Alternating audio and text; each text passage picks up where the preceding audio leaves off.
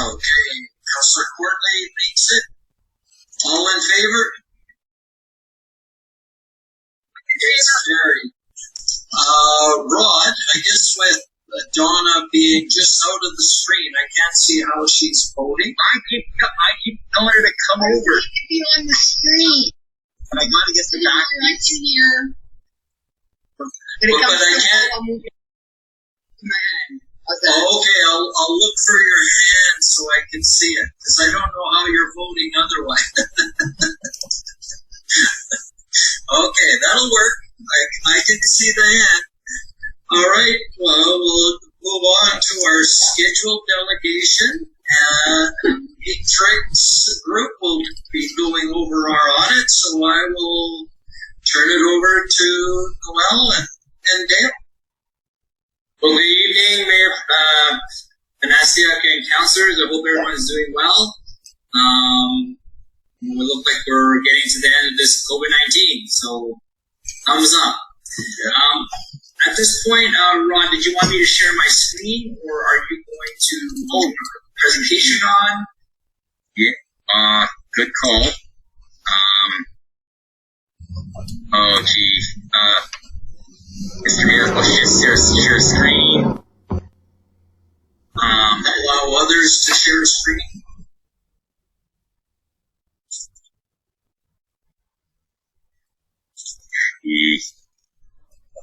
Mr. Mayor, can you walk me through it again? Just click on share screen. Share screen, yeah, and then a whole bunch And then it should say allow others to share screen. To share. That working? Oh, you're sharing your screen. Oh. So stop sharing your screen up at the. There you go. Rod, you just want to make me the host again, and I'll. Yes, I do. Yes. Okay. Sorry, Ron, for putting you on the spot there.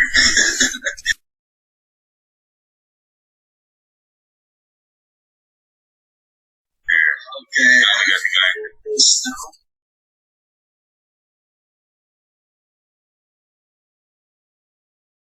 There we go. You should be able to share now.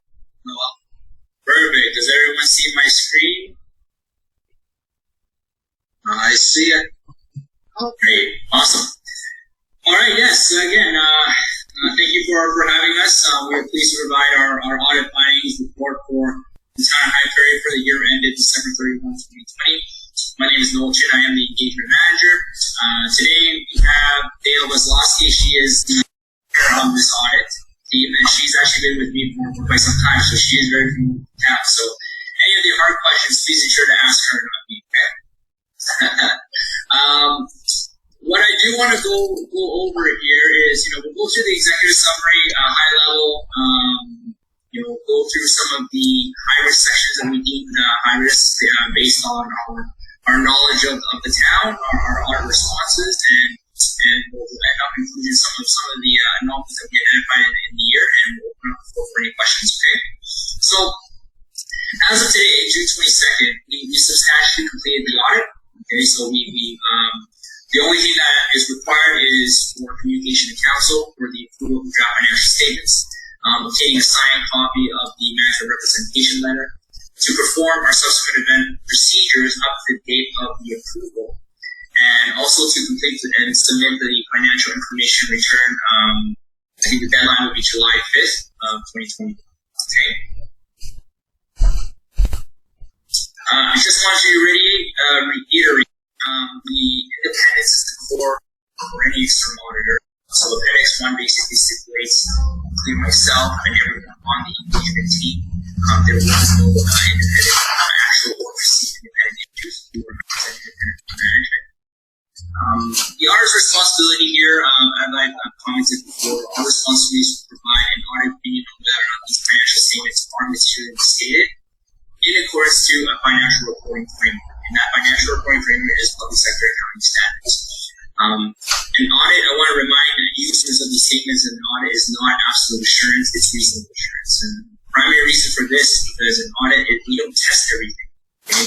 We perform inquiries, we perform analytics, we do substantive testing, We do statistical sampling. We provide and perform tested controls for financial reporting processes if we deem that they are reliable to help with the efficiency of progressive sample selection. But it's not a absolute assurance. Okay? And the concept of materiality also plays a key role in that, which I will be going over a little later in the presentation.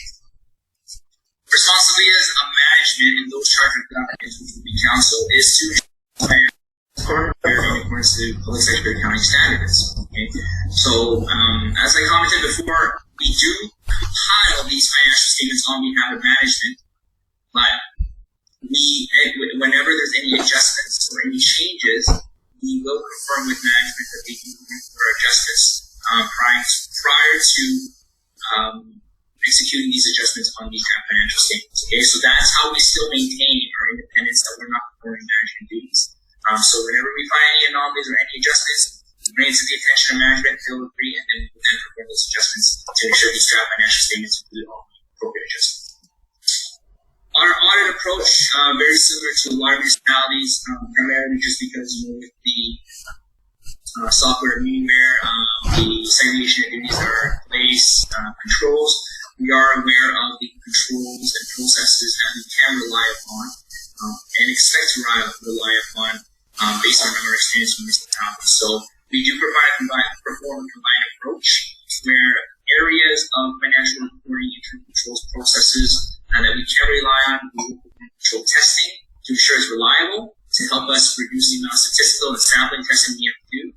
Area of higher risk is then where we would actually put all our efforts and increase our substantive testing to ensure that those risks are addressed accordingly.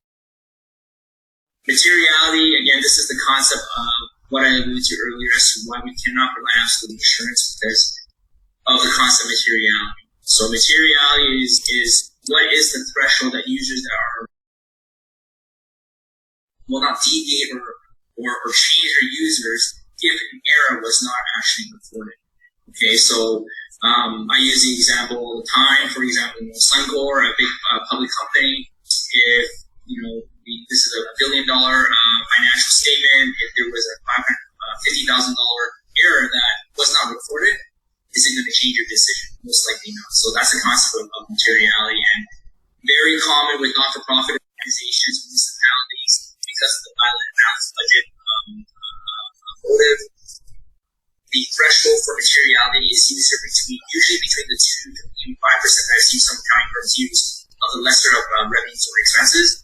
We maintain our level of materiality 2% just because we want to precision. So we're looking around the $200,000 threshold mark.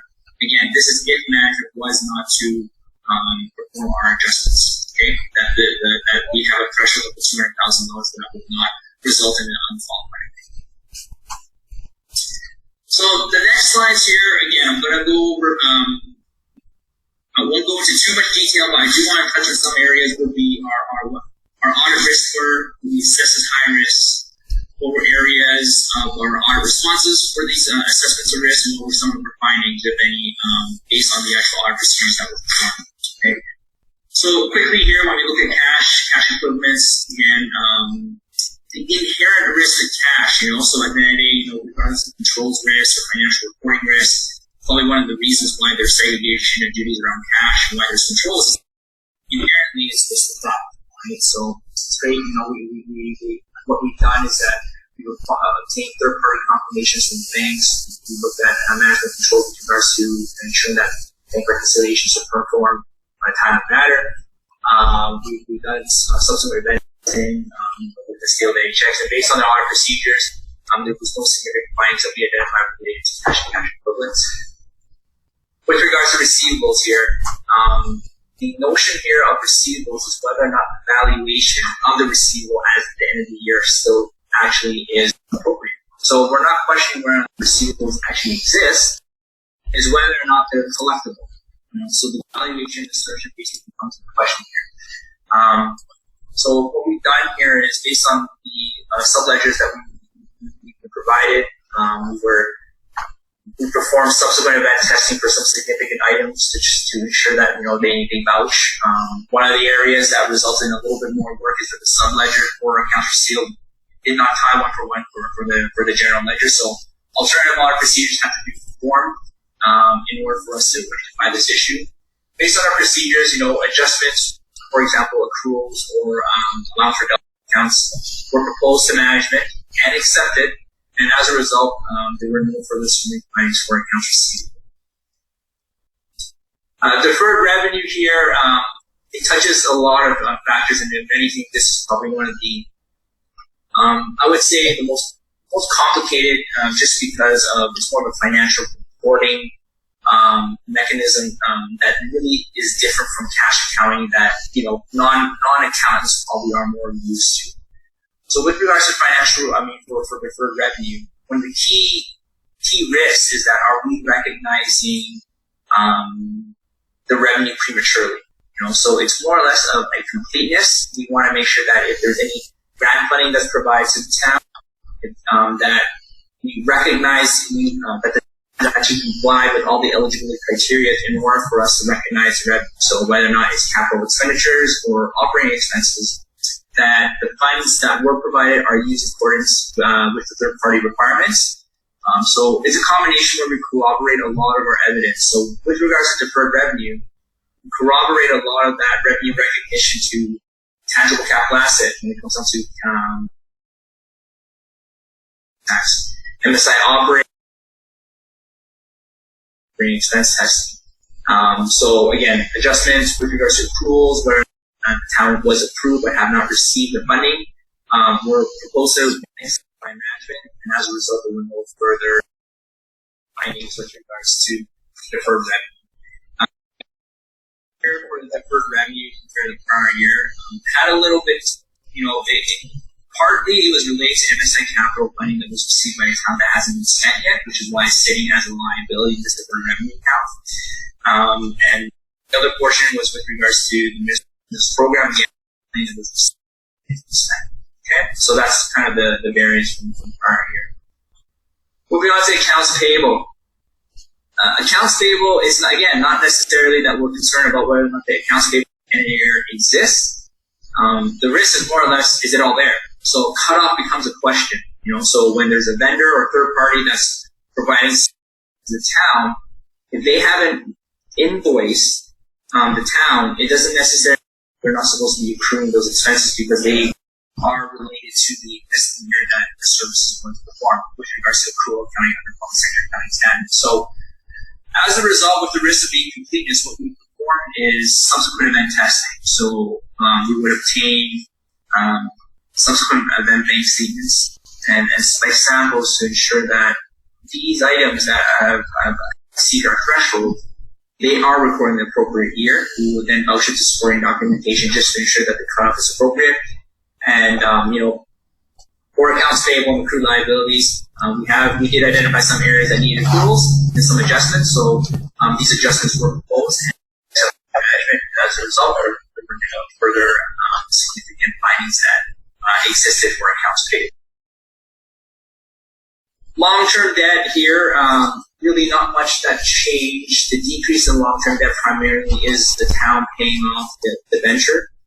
So one of the key things here is just we want to ensure that the principal reduction is primarily 100%. The payments are allocated appropriately essentially to the principal side and also the interest expense side. So based on that, there weren't any significant findings that we identified with regards to long-term debt. Tangible capital assets specifically, you'll see that there weren't really much changes that happened on a net book value basis, but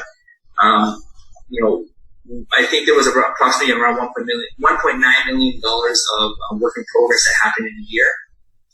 The addition to the tangible capital asset net value was offset by the amortization expense, which was roughly around $2.1 million, which was the result of why there wasn't any significant change.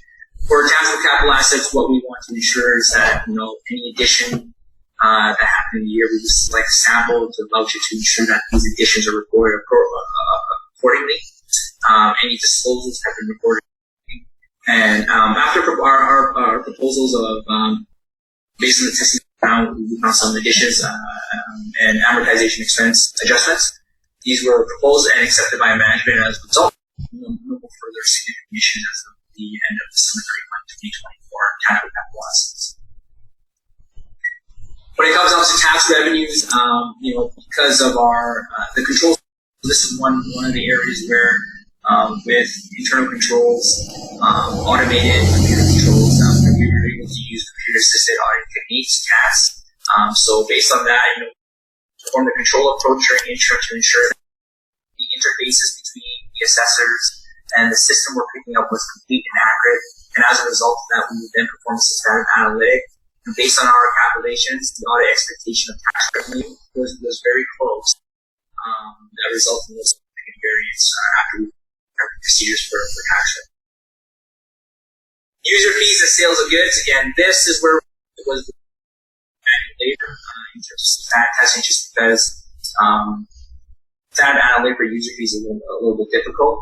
We try to do it for more on the utility side, but here we did statistical sampling, where we vouched for supporting documentation based on the sample that we selected, and based on our audit procedures and findings, everything was reported appropriately, and all the documentation based on that what was reported by management. Okay, government transfers here, it kind of correlates to our discussion earlier with regards to deferred revenue. So the byproduct of once we've actually fulfilled any of the operating grants or any of the grants that were provided by third parties, whether it's federal, provincial, or municipal, once the town has actually met those requirements, we will then recognize it in revenue. And those revenues will be reported under government transfers for either operations or government transfers for capital. Okay? So this is where we also have a little bit of a timing, I would say a timing difference, because public sector accounting standards require that we recognize all the revenue for capital purchases. Now, capital purchases are sitting on the financial position and slowly amortized every year. However, when we do, public sector accounting standards recognizes all the revenue when it's spent. So it doesn't really match the amortization with the revenue recognition. So sometimes when there are surpluses that happen because of primary government capital transfers, it's because of this. And the surplus is not necessarily on the unrestricted surplus, it's actually primarily with the equity and tangible capital assets. So that's a good distinction to be aware of whenever there are surpluses, to say, is it really an operating surplus, or is it actually just as a result of the revenue recognition for the actual capital grants that were received and recognized in the current year. Again, for here, we proposed a few adjustments. Again, it was a byproduct of all the deferred revenue, tangible capital assets, and also the grant revenue recognition. These adjustments were proposed and accepted by management. As a result, no further significant findings remain for government transfers. Operating expenses, here we would do a combined approach. Operating expenses, we want to ensure that the expenses are reported accurately. So the more combined approach where full purpose, approval, ensuring that the key was correct, that's more on the substantive side, conduct was appropriate. Based on our testing, I think in the sampling, there were some adjustments that were identified and proposed to management. But aside from that, all the proposed adjustments were accepted, and there were no further significant findings that were identified with regards to operating expenses. Okay. Salaries and wages. We always talk about this risk of fraud and groups of employees, and this is always an inherent risk that it's not necessary because of the town, so don't get me wrong, it's not like the town is creating those employees. We're just saying with regards to salaries and wages, there's always that risk and guard that we need to assess that do they have stipulations and controls in place to ensure that employees cannot be created and undetected. So what we do testing for any additions and terminations in the year, without those supporting documentations. And once we're comfortable with what has changed and occurred in the current year, we then will perform a substantive analytic to come with an expectation of what we feel like salaries and wages should be and what's reported by management. Based on those procedures, there weren't any significant findings, so everything was good for salaries and wages. Again, management overrides of controls. This is a generic comment to always be, obviously, we always encourage management and governance to always encourage that if there is an opportunity to implement controls, whether it be preventive controls or detective controls, to yes, implement them. If the pros outweighs the cons. What controls we have, as humans, we always make errors, right? So as long as there's controls in place to identify these errors, that's always a positive. So we always encourage that if there's areas to segregate duties to ensure that not one the one role too much where if there's an error, if there's an error that can be identified, we always encourage more segregation duties. So based on the structure, the size of the town, I believe the controls in place are appropriate. There's some areas that I believe on the next slide, we can provide management recommendation in terms of, I think the controls, there are intentions to actually implement and continue to carry out these controls, but some areas of best practice to ensure that management can continue carrying out these controls. So a management letter recommendation was provided with our recommendations of what best practices are to help management be more efficient from an operational and financial perspective. With regards to significant difficulties encountered, as everyone knows, we did require an extension. I believe management did need a little bit more time to provide us the necessary supporting documentation to conclude, whether or not some of the areas that we need to determine if there was material mistake or not. Once the additional time was warranted, it allowed management to provide those necessary documentations. There were some minor adjustments that we did make, but once they're made, there's no further significant anomalies or material misstatements that we believe based on the as of today, June 22nd. I do want to, comment that, management is definitely trying very hard. I do want to applaud and thank them for their hard work. I think the town is moving towards the right direction.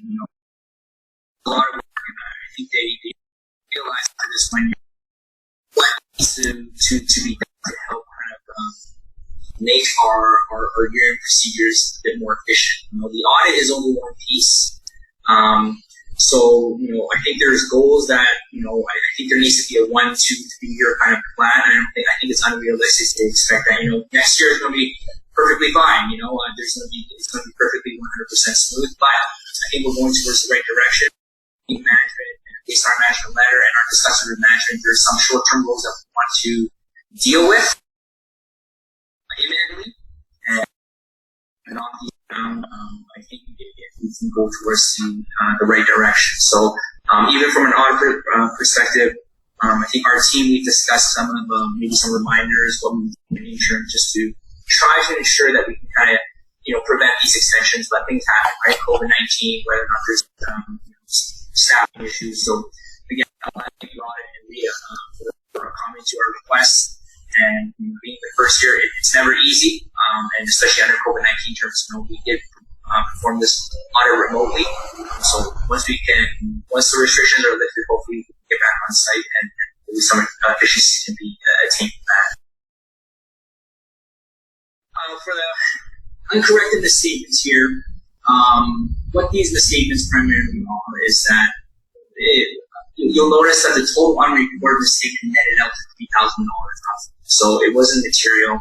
Some of these statements are related to prior years. Again, the audit was not caught. Management was not aware of, but again, it wasn't material individually. So what we've decided is, as the audit progresses, we'll be identifying this more. As management improves the procedures. Let's say, for example, we're subledgers.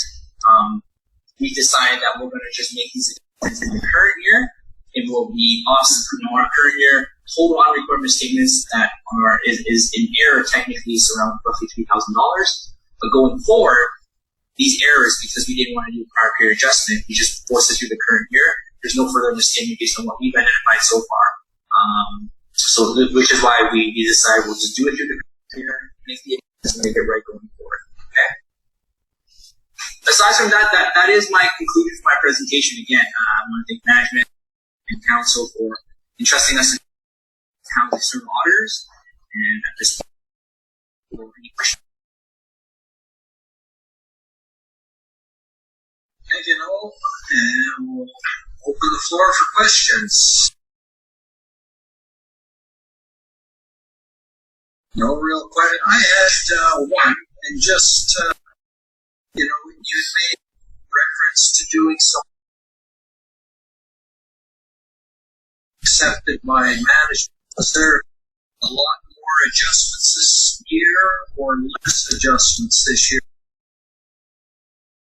Which way we're moving?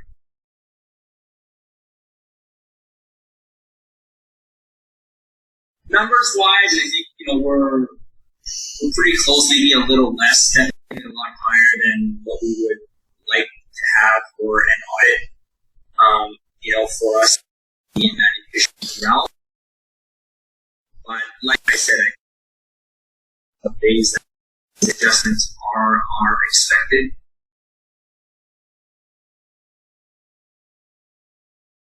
The one good thing is at least we're identifying it, right? So the new lenses of Rita and Rod were identifying it. The adjustments are roughly the same as prior. Just a little less, to be honest. Yeah, it's definitely up there. So we're still taking a lot of extra time and expense to do our audit versus was expected and planned. That's right, yeah. So there's a lot of favorable work. So yeah, we hope that, again, with the plans that management, now they know what they need. We're happy to help.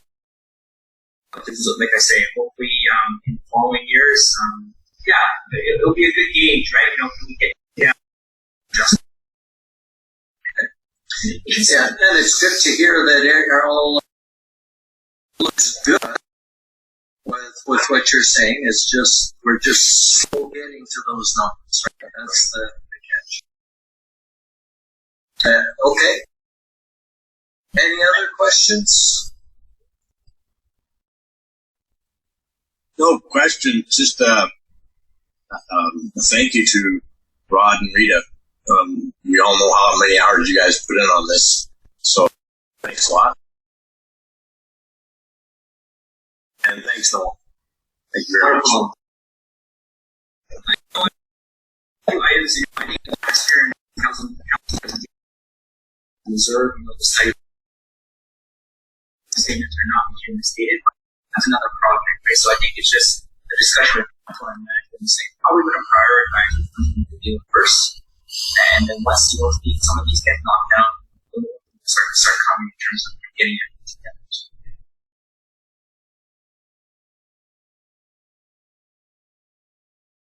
Okay. I don't see any other questions. Nodding heads. So, yeah. Thank you, Noel. And I'll echo there and saying, thanks, Rita and Rod, for the efforts to get it done. I know it always seems to be busy. Tough to get everything done in time. But hopefully, I know there's they're doing some things to make the process smoother for next year, and they're working on that now. So that's good. Perfect. Thank you again, Council.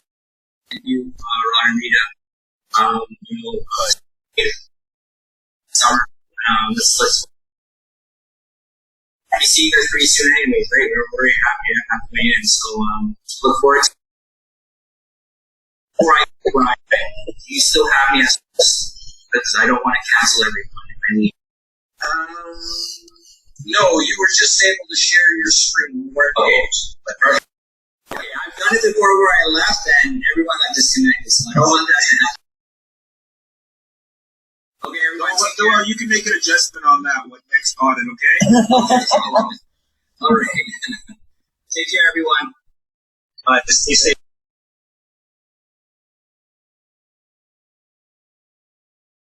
All right.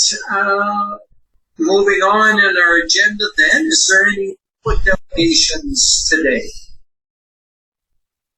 No public delegations? Okay, we're only one here. Perfect. So we'll move on then to our peace officers report. Can I get a motion on this one?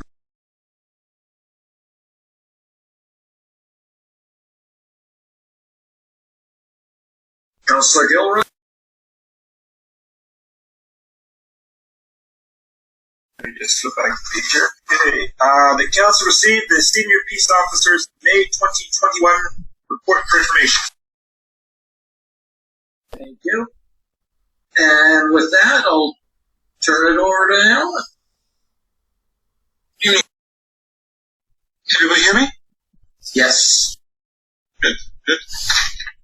So, for May, out of the ordinary, had a couple, warnings for dogs at large. Issued a dog, at large ticket and, 3 unsightly notices. Other tickets for traffic offenses. So other than that, I'm open to any questions council might have.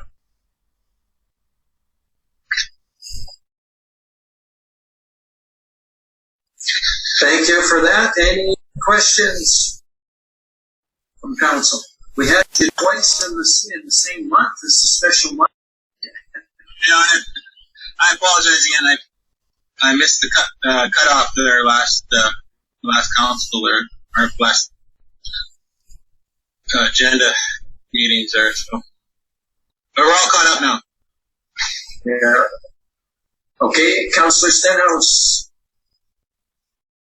So in your notes, the fourth one down, it says peace officers have authority reinstated to enforce PHA order. What's a PHA order? That's the Public Health Act. So that they did a 30-day extension. So come the end of June, they'll reevaluate as to what restrictions are going to be lifted and what's going to be enforceable.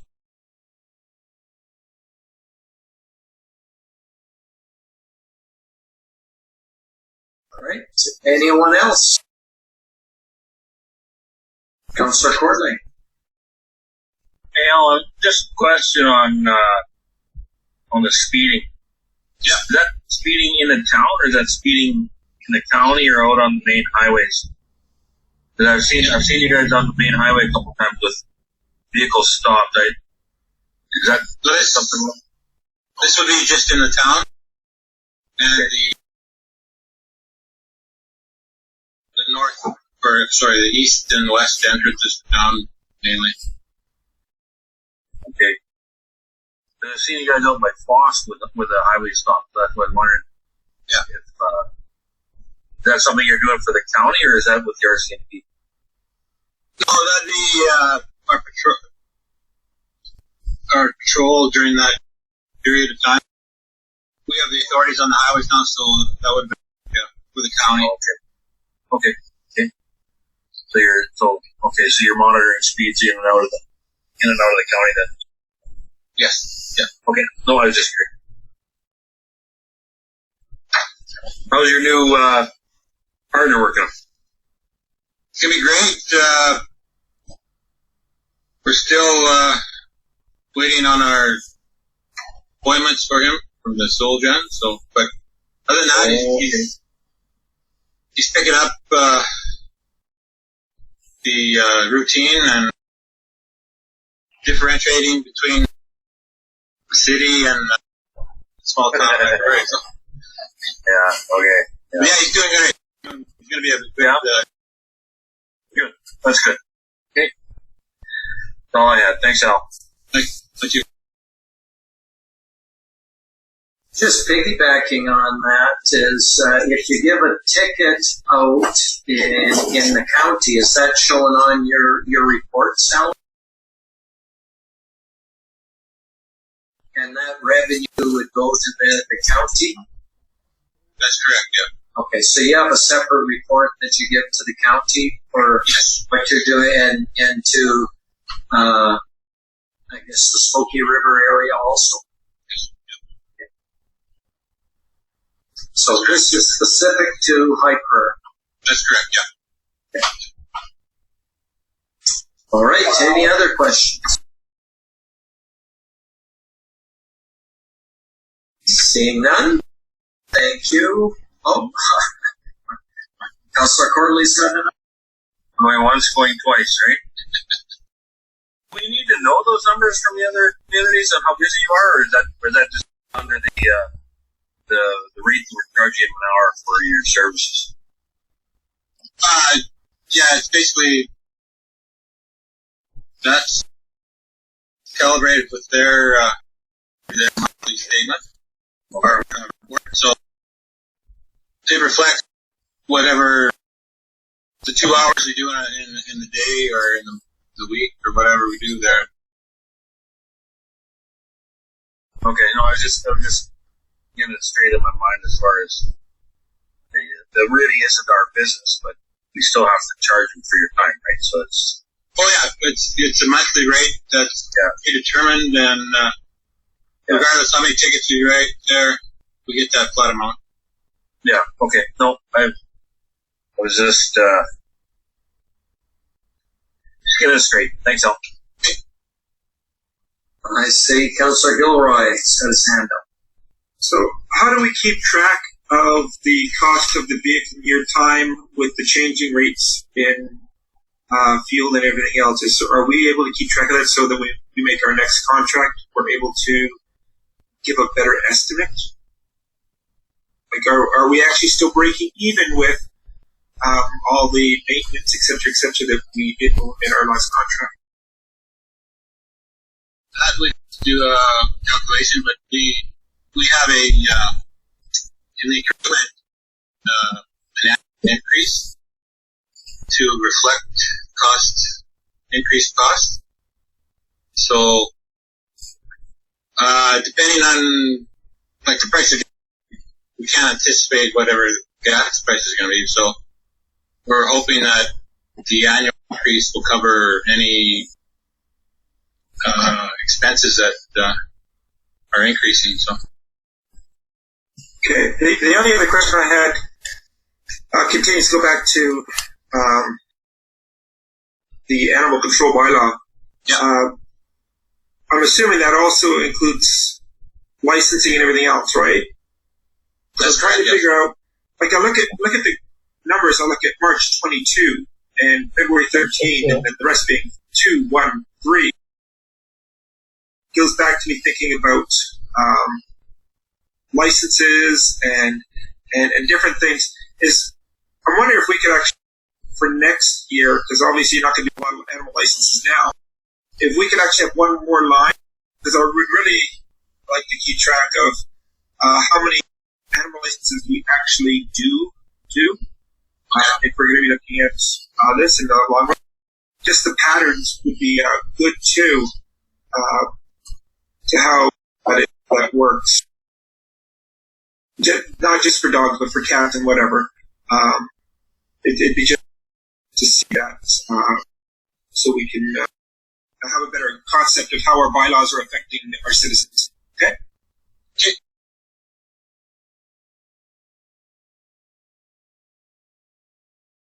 Okay, I see no more questions, and we had Councillor Gilroy had moved his report for information. All those in favor? There's the hand. Okay, that is carried. Moving on then to 5.1, our June 8th meeting minutes. Can I get a motion on those? Councillor Long.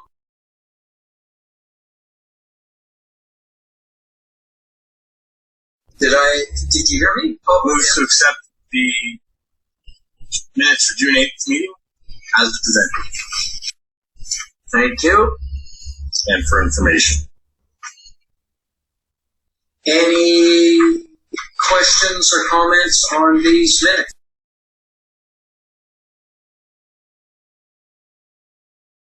All right, seeing none. All in favor?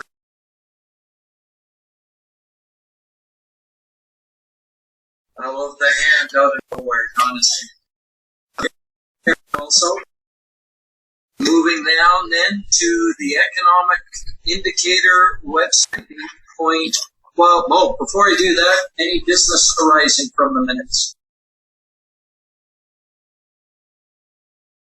No, seeing none, moving on. Councillor Gilroy.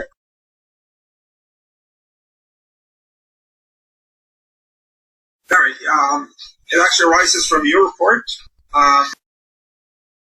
Any more updates on the work for the plaza that we moved through your report? Or No more updates. I have not heard anything more back from First Aberdeen.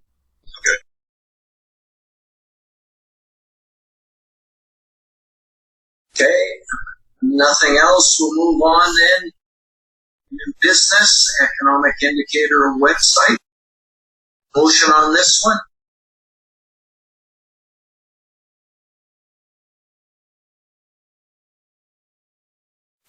Councillor Gilroy. I'm doing this just to get the discussion started. I'll be open to any friendly amendments, Michael Long. Administration continued the contract with Local Intel. Thank you.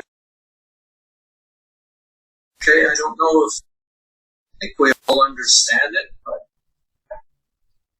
any questions on this, Councillor Gilroy? Since I forgot we even had this, how many of our businesses actually know that we have this, and how are we promoting it outside of someone stumbling across our website? There is some data that shows the usage in the report. Does that answer your questions? Well, my question is, for example, do we have the local real estate companies promoting it, since they're the ones who will be driving business in? How are we doing, as if people don't just stumble across the site as a, oh, what a business opportunity. So I'm just wondering, in that sense, how the word's actually getting out as opposed to random numbers. Maybe our CAO knows. I don't know the answer to that. So, through your worship, Frank, we haven't done a lot of promoting at all. So it's probably not a good thing on our side, but it's one of the realities. We haven't done a lot to push businesses, etc. I guess it's the reason why I want to bring this report forward. So I'm not sure how many councils we did this. It's a project we did around 2 years ago. We've been lucky is from a cost perspective, it's pretty minimal. And even the proposal that's coming up here for the next 12 months is still pretty reasonable, but at some point it's going to go up to $3,000. So I think there is some usage. It's a lot. And I think there's a couple reasons for me to bring this forward is that just so council knows it's out there, and to get the word. And I guess it is one of our discretionary expenses. That's the other issue that I want to bring up. There's not too many things that we have within our budget that is discretionary. Do you think this is a good cost or cost for service, and it helps the businesses? And unfortunately, I don't really have a really good response for you on the value add. There is that, but as far as a good measurement on the businesses and what value this contributed to their business decision making, we don't have. So it's one of those tools that's out there, but I'm not sure it's being utilized to its fullest. Do we have the horsepower? I don't think so. So it's just more maybe some general direction from you folks on where we want to go with this. It's not a ton of money. We'll get more next year, likely. But I guess I'm also going to say, knowing the economic realities of where the town is at financially, this is a discretionary spending piece. So I just wanted to bring forward for some dialogue. Councillor Stenhouse? So I didn't know this was here, and if you look at the length of visit, it looks like somebody was going on our website, stumbled across it, and we have 46 guests of under 10 seconds. So it looks like they looked at it and moved on. 5 were there for 11 to 30 seconds. If you look at the staff, it doesn't look like this is being used. I think it's not. I think people are just stumbling across it, clicking on it, and that's it. There's one that was there for 30 minutes. That's it. So for $3,000 for somebody to read, I think it's kind of. I think we could get rid of it. I think we could get a termination contract. I don't think it's valuable.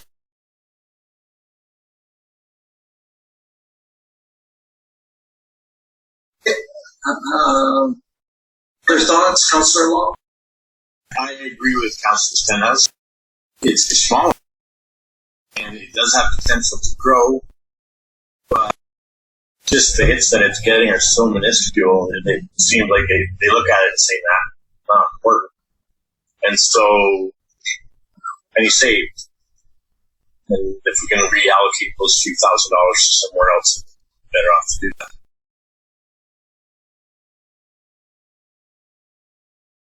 Okay, I'll chime in with my thoughts. Is I think that Go through?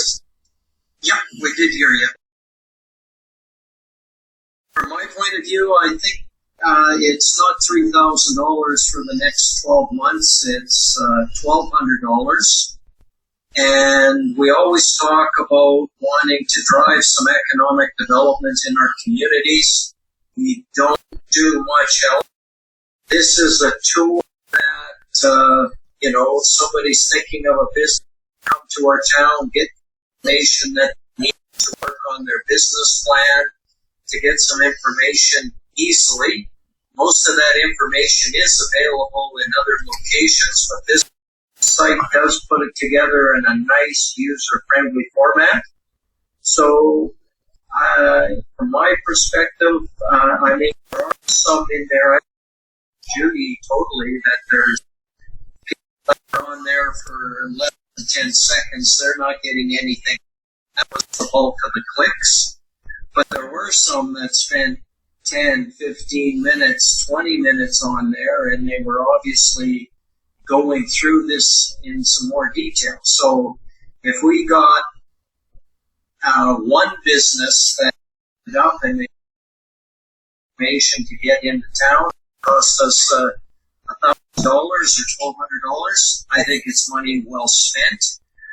If it gets up to $3,000, again, without being longer, I would think about it some more. But for the next year, I think it's worth keeping in place. That's my thoughts.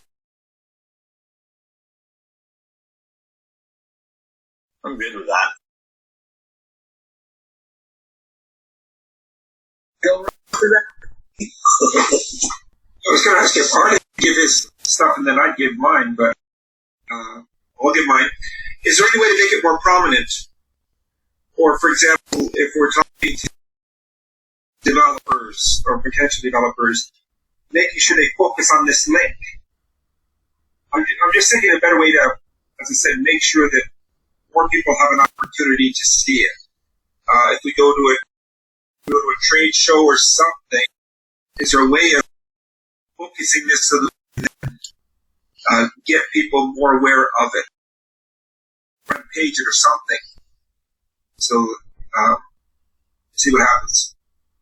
So, through your worship, we did, because I did talk to these folks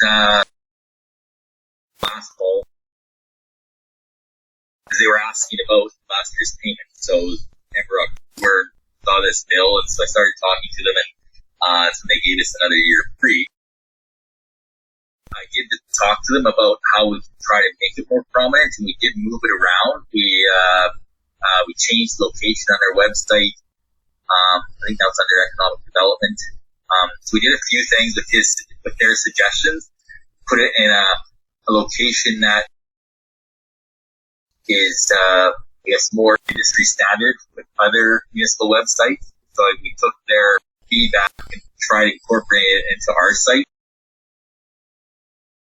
more. And again, that's some discussion that if you folks have some good ideas, we can try to do a few more things. One of the problems is there's people start businesses, right? So it's trying to target market. Put it on the front page. 99% of our users are looking for pool or other things. So I'm not sure we want to do that front page real estate, but maybe there's a few additional options that we can promote this through if council is willing to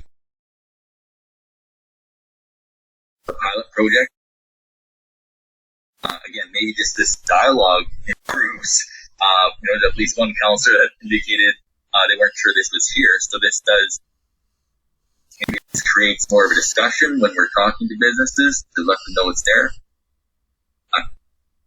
I'm open to suggestions.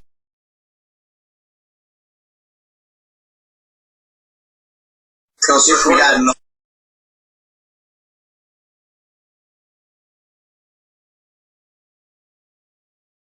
with the new relaxing COVID and stuff, assuming that we have it, maybe we can set it up in such a way that there can be demonstrations so that people, potential developers or business people coming into town, and at the trade show, we can walk them through, and these are the different bylaws that would affect your business, and here's these and this and that, and have a great hands-on display.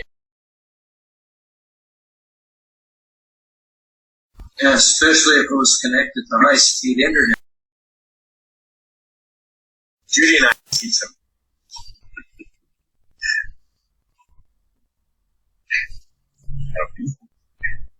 Go ahead, Art. Well, I as well because I forgot, and I'm still even trying to remember it. But looking at the stats and everything, I think it's accidental hits. There's only maybe a couple where there's long-term usage, but other than that, I think it's mostly accidental hits. So, and then after that, how do you prove something was actually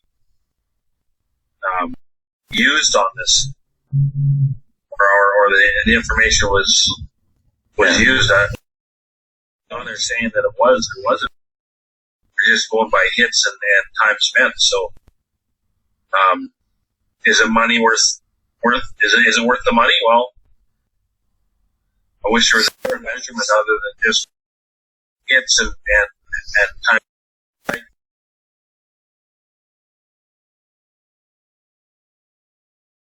Yeah. How many years ago did we do this? 3?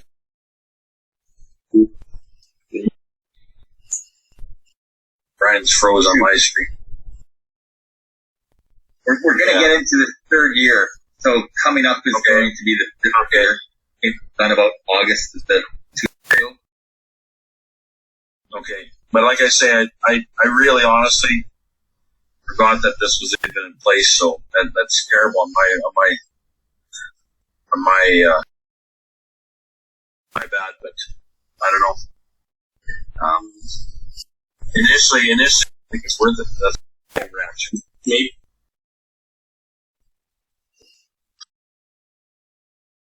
Has anybody talked with we could talk to the chamber to see if they think it's valuable or somebody, but like I say, it is only hits. We don't know if we're getting anybody coming and looking at it. I agree. Just the fact that there's some clicks tell you if it was meaningful clicks that led to any.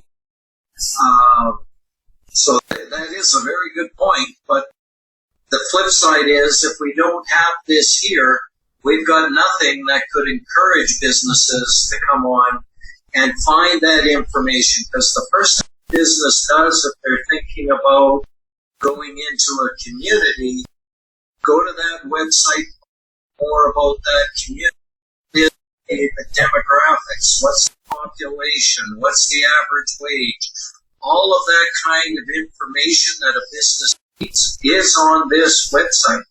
So if you are a business and you have to build a business case to take to a bank or something to get funding, that's information that they need. So it puts it into a neat, that information, for most of it you can gather up, they put it into a neat package, make it easy to follow.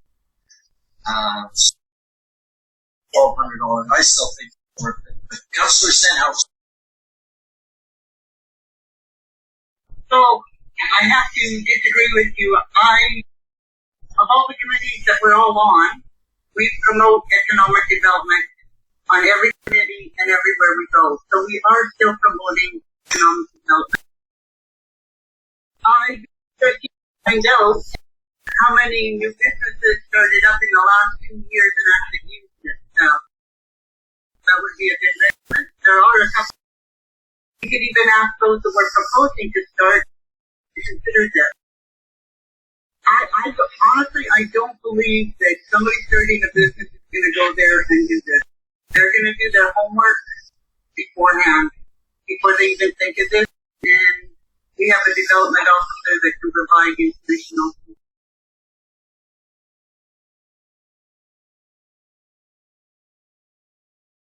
Okay, well, we have a differencing of opinion, which is good. It's worth that discussion, and that's why we have these. That's the purpose. And so right now we had a motion by Councillor Gilroy to. Oh, you have one more comment before we Can I amend the motion? I would actually like to limit the motion. The original motion I made did not have a limit. The original motion said that administration to continue with the contract with local intel, and I would like to actually change that to the contract with local intel for a period of 1 year, with the second year negotiable. So in other words, we're not trapped into more than just 1 year. Okay. So that we're only investing $1,200. We're not investing the amount afterward unless we see. So that's all I changed it to. Okay with it? Well, it's your motion, so you can. Well, that's my motion, whether you like it or not. Then, okay. That's right. We'll find out if they like it. So for a period of 1 year, with the option of a second. And the 1 year is at the reduced rate of $1,200. Yeah. Okay, we found only $1,200. All in favor? Opposed? Oh, sorry, was it 3-3 or was it? I missed Michael. I wasn't sure what Michael. Oh, I was in favor of. Okay. Judy was the only one. Well, Judy and Donna, so it was 4-2. Okay, it's carried. Oh, Donna. Okay, moving on then. Appointment of a returning officer. Anyone like to make a motion on this one?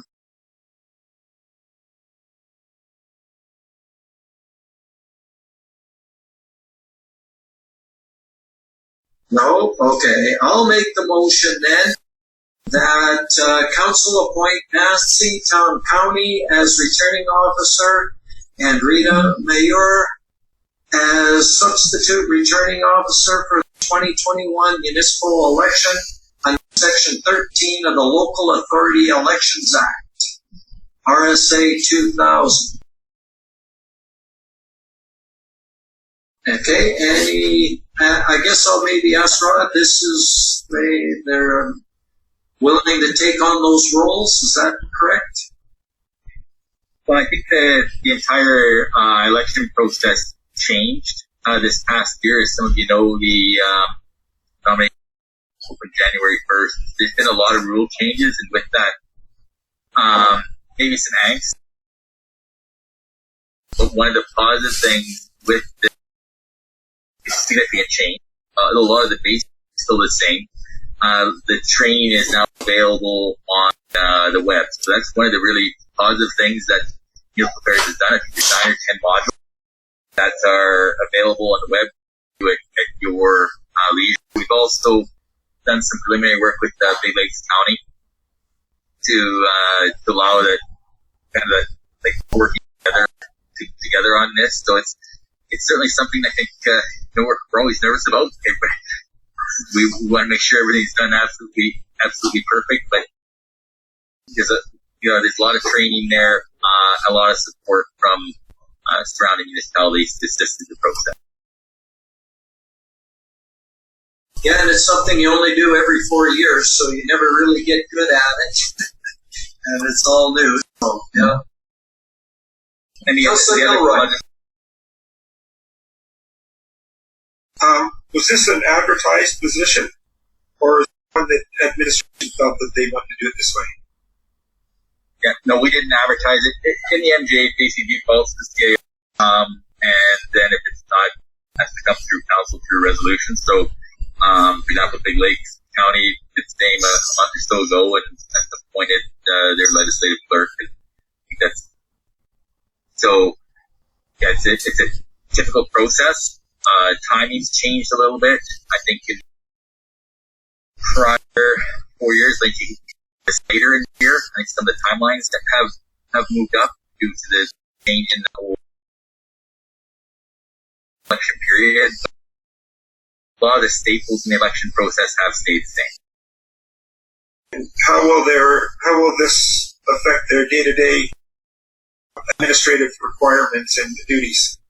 Yeah, so definitely going to monitor what, as far as prioritization. It's something that I've done on several times. We make sure that there's things that we're feeling more pressure. We either push it further down the bottom of the pile if it's not as urgent, or if we need additional help, that's what we would do.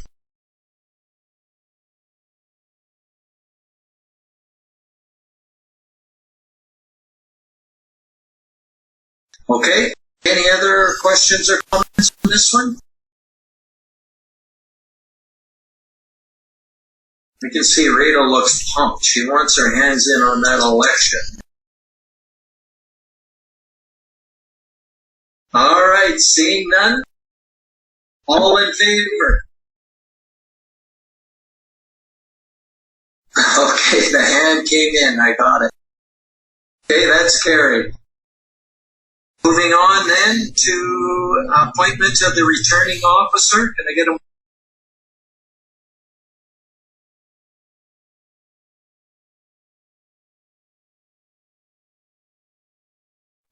You just have Sorry, on the institutional vote, my mistake. Yep. Going to 8.3. Councillor Gilroy? Before I make the motion, I thought we also didn't add J.B. Wood last election, because I'd like to add that location. So it'd be that council approved the following locations: Pleasant View Lodge, Heritage Manor, Golden Age Manor, and J.B. Wood as designated institutional voting stations for the 2021 municipal elections. Because we wanted to make sure the hospital staff and J.B. Wood people would be able to vote at the same time. And that's why we did J.B. Wood last time. I believe we did. So I'm going to put J.B. Wood in there as well. Okay? Okay. At the motion, I see Councillor Danaka has her hand up. Okay, my question was the hospital, but if that's to accommodate the J.B. Woods and the hospital staff, then that's covered.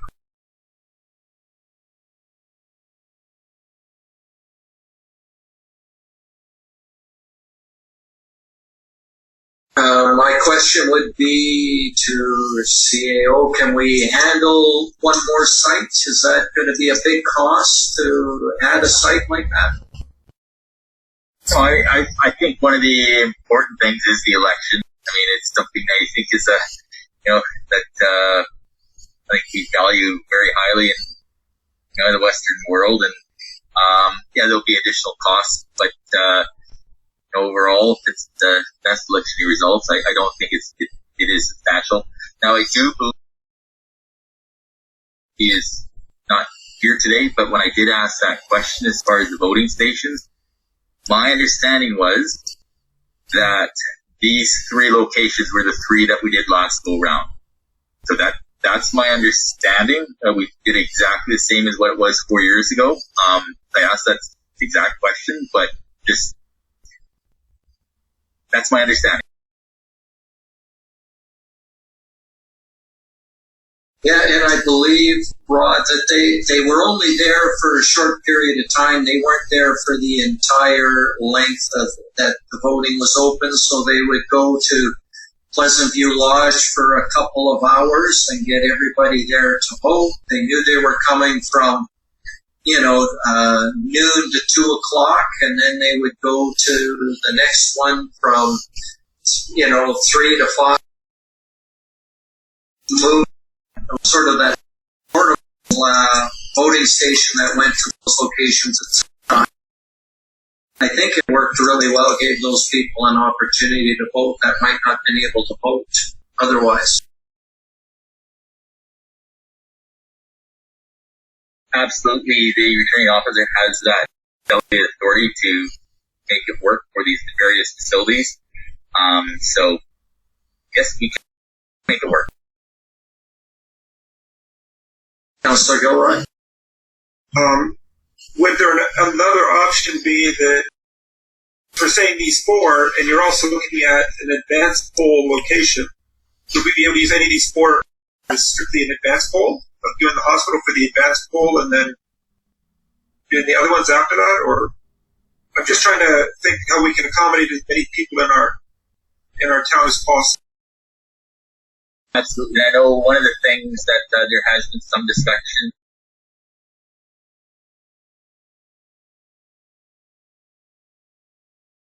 Lindsay, to work things out. So we'll work with facilities as best we can to ensure we can do it as efficiently as possible while ensuring everybody has that opportunity to work on behind the scenes to accomplish, I think, what all of our goal is to allow the most amount of people to vote and doing it in an efficient manner possible. We haven't worked out those details yet, to be honest, but it is something that we will do.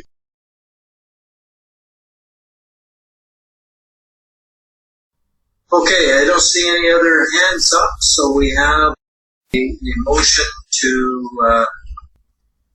have those following sites. All in favor? Carried. Moving on then to 9. Advance vote is 8.4. Get a motion on that.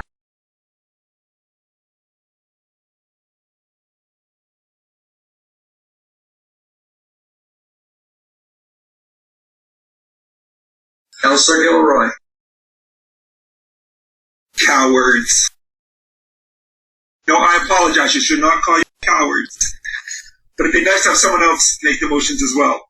The council approved the Town of High Prairie holding an advance vote for the 2021 municipal elections on Thursday, October 7th, 2021, between 10 a.m.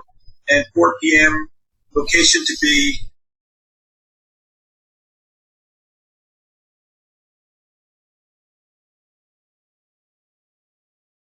Okay, thank you for that. Any discussion?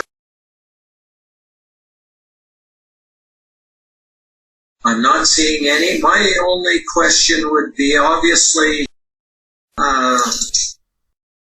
we might get in this election because of the referendum that's going to be tied into that. Do we get any funding from the province because we have to handle the referendum on their behalf?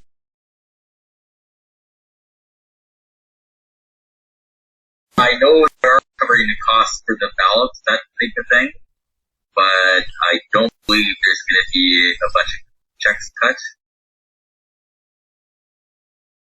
I do know that they're buying the ballots, but I can check into a portion of our cost, but I just didn't assume they would. So, but we'll definitely check. Okay, Councillor Stenhouse?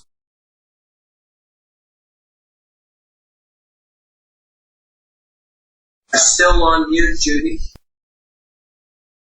So in the background information, it says that we will advertise at least 1 week before. Can we look at a longer timeline?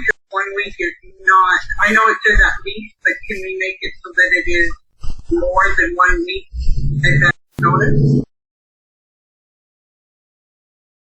I think that's in the legislation, but we can absolutely post on our website earlier that type of thing. So that's what legislation. We can absolutely do more.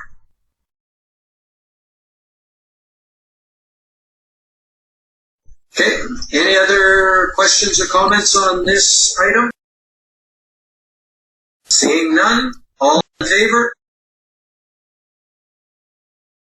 Get that magic hand out of nowhere.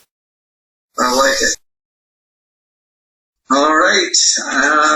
Audited financial statement. Get a motion on this one.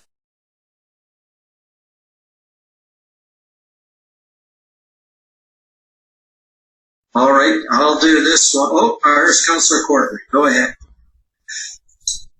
The council approved the 2020 consolidated financial statements as presented.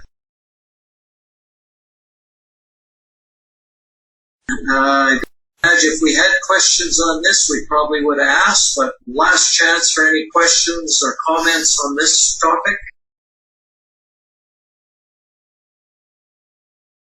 All in favor? It's carried. Moving on to item 13, our CAO's report and action list. I'll turn it over to our CAO.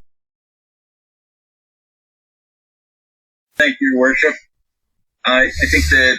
Hold on, I didn't get a motion on That's right, that, so sorry.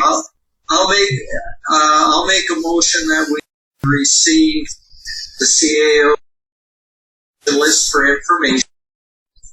And was that why you had your hand up, Councillor Gilroy? Okay. My mistake. Go ahead, Rod. Thank you, Your Worship. Just a couple highlights. The real ice machine got installed, and the reason why I'm really bringing it up because I was really alarmed by the size of it. It's amazing technology. It's a piece that weighs probably about 10 pounds, and it's literally only that long and about that wide. Again, we're hearing really good things about it, and it is installed, so we're really forward to using it. The other thing that I want to put out there, but again, I want to talk about it maybe quietly. So we're trying to get the pool up and running for the first part of July, and so we're still working on that. So just everybody keep your fingers crossed that that's gonna go well. I'm not gonna jinx it. I'm gonna be like Vern here, not talk about water main breaks or things like that. So we still haven't passed our water. So we're working on that. And I think one other highlight I think that we've been working a lot on this council is the preparing for the ECC and the legislation changes that came through.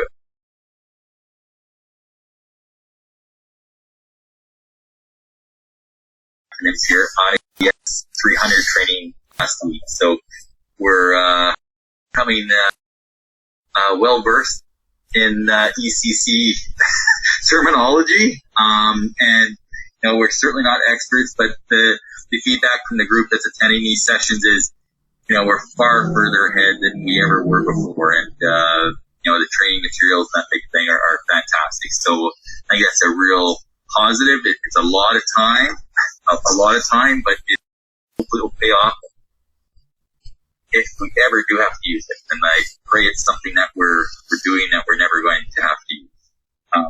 I think the last thing that is more of the topic of the day is related to the pool and the whole restriction that be lifted July 1st or the end of the month. That's pretty big news. We didn't opened the doors to Town Hall a week and a half ago. Just limited access with water allowed in the building, et cetera, but in another couple of weeks here, it's going to be a much different situation. Our recreation facilities are going to be, the pool's going to be open. I know this week minor ball started, so things are changing. I'm just hoping everything is going to help everybody does stay safe. Wait for any additional news from the province as far as there's any limitations at all. It's sounding like, now I get this, I'd like to know there's probably almost nothing as far as limitations on the process, but we'll stay tuned.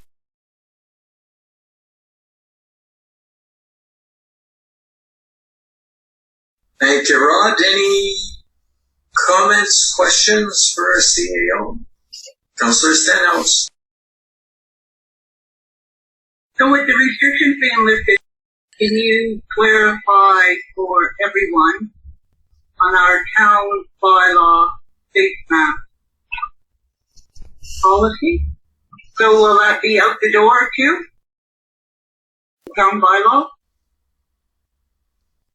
So, through your worship, the bylaw is actually not out the window. It's still a piece of legislation that I believe stays there until the expiry on it of December 31st. That bylaw was really only enacted for about 2 or 3 weeks. What ended up happening was this council took the initiative in enacting the bylaw, and then just after it got enacted, the province came in with additional call them restrictions, then that's superseded our bylaws. So if all goes as planned and the province opens up and there's no mass restriction, our bylaw will still be in place. However, on a very positive note, the way the bylaw is written, there has to be at least 15 cases in the region. And as of, I didn't check today, but as of yesterday, we only had 1 in the region, which is really, really positive. The only way that bylaw would kick in today is if we had 15 cases. So the bylaw is still there. However, it would not get enacted unless there was the 15 cases. Councillor Gilroy. If our CAO would be so kind as to make a reminder to everyone about when taxes are due and how to pay them. I keep hearing on the radio for other areas such as Grand Prairie. It'd be nice to just have our CAO clarify for those listening online or who may actually receive it today. Thank you. Yes, it's property taxes are due June 30th. We are taking in a lot of customers. That's one of the reasons why we did open up the doors. We were allowing in with the only previously, but certainly there's just people coming in paying. Highly recommend people paying the full amount. Can't, pay what you can. I know times are tough, but there are penalties attached to it, and highly recommend people paying whatever they possibly can. So June 30th is the deadline. The money has to be received here by that date. So thank you for that. Can you include payment options, please? You can pay via financial institutions. You can go to actual financial institutions and pay there. Pay electronically. You have internet. You can use the internet transfer fund. You can drop money or at town office. You can check. Debit is sometimes a bit of an issue. People should realize that they most have a limit on their debit cards. It's not the town's side, but it is your individual card that sometimes has a limit on your debit card. We don't accept credit cards for payments.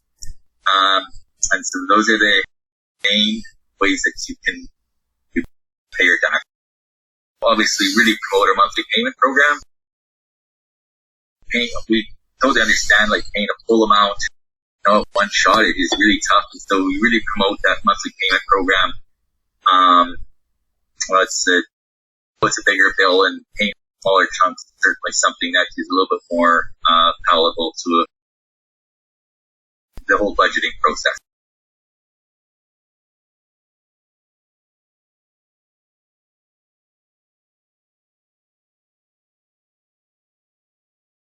Okay, I would like to go back to Judy's question on our face covering bylaw. I want to go back to it because when we developed this bylaw is when the province was not taking the leadership role on face coverings. They had said it was up to municipalities in every area. They were downloading that responsibility to us. So we did. Then they did change their mind and went with a provincial mandate. And because I think they are in the provincial regulations now, at this point, I don't think we would be very good if we got to 50. If the province was open, I know Edmonton probably isn't, and I haven't heard what Calgary's going to do, but I would be hard pressed in our little community to put in a masking bylaw if the rest of the province wasn't. So I just want to throw it out there. People are thinking if we should be keeping a local face covering bylaw or if we should just be waiting on the province to take that role. There for some discussions. We do want to modify on it sooner rather than later, because we know we go from it's only one now, but it can jump up in a big hurry on us. So throw it open, Councillor Stenhouse. So for the last 14 months, we've been following Dr. Hinshaw's lead and recommendation. So if she's recommending and saying now that we don't need face masks, why would we stop following our leader and make up our own bylaws? That's my take on it. We've been following what Dr. Hinshaw has been leading us through for the last 14, 16 months now. I think we continue following her lead. So what I'm saying is no face mask. We tell our withdraw our bylaw and we follow Alberta Health Services guidelines. Okay, thank you. Councillor Long. So we would be following the provincial government's guidelines. Obviously, they override ours. But what happens if we have of the D variant, that variant? What happens if we have 17, 18 cases blow up on us? We're not going to try to protect ourselves? Even though we have vaccinations, it still doesn't stop us from getting that COVID Delta variant and spreading it to somebody else who's weaker. If we keep our bylaw until December, what's the harm? Except for some people who get annoyed wearing masks. Nobody likes wearing them. They're a nuisance. But if it's there, then go back and revisit that whole thing again. Do we need to do it? Don't we do it? What's the province doing? We have a bylaw in place and we'll be able to use it, bang, just like that. And if at the end of December nothing happens, then yeah, it gets rescinded. It dies because it's got a date. So I don't see the problem really. Okay, Councillor Stenhouse, you had your hand up, and then Councillor Gilroy. So, replying to Councillor Long's comment, I listened to Dr. Hinshaw in her live report, and she said it is up to everyone to take their own responsibilities, and if they feel they want to wear it, like there's nothing wrong with it, you can still wear it. It's not saying that can't wear a mask. A reasonable risk you want to take. That was a recommendation. And like I said, we've been following her lead. Why would we abandon her now? Councillor Gilroy. Well, I've heard from a couple of different councillors now who have said that it is the province that overrules municipalities, and we have to take their lead. From what I understand from them, they have not relinquished that part back to municipalities and saying, municipalities, you've got to go for your local one because not every municipality has one. For one, the idea, and Councillor Stenhouse did mention a little bit, there's some people who still are very worried about it. If they want to wear it, good for them. If there's some that have been fully vaccinated and don't want to wear it, then it's their freedom too. I think we need to keep it there in place, but realize that until the province pulls back on municipality to deal with it, we strictly go with Dr. Hinshaw and the province because they haven't relinquished the authority back to us yet to do what they feel most comfortable with. If you like us, great. If you don't, but we still want people to wash their hands and do the other stuff that Dr. Hinshaw would ask them to do. So it's the freedom that we give back to our people.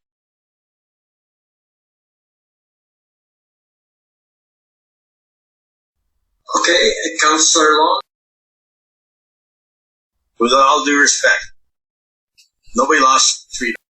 Freedom lost. We had to wear a mask.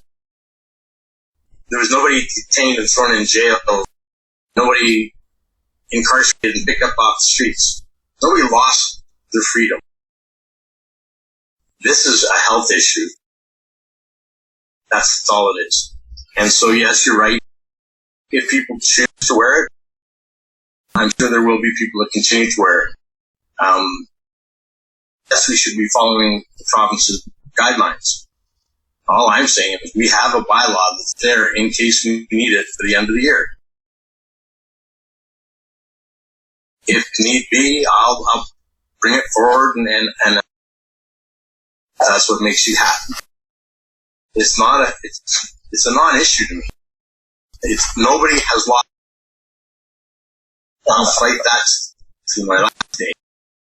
We blow this thing way out of proportion. There's people dying all around the world from a million other things.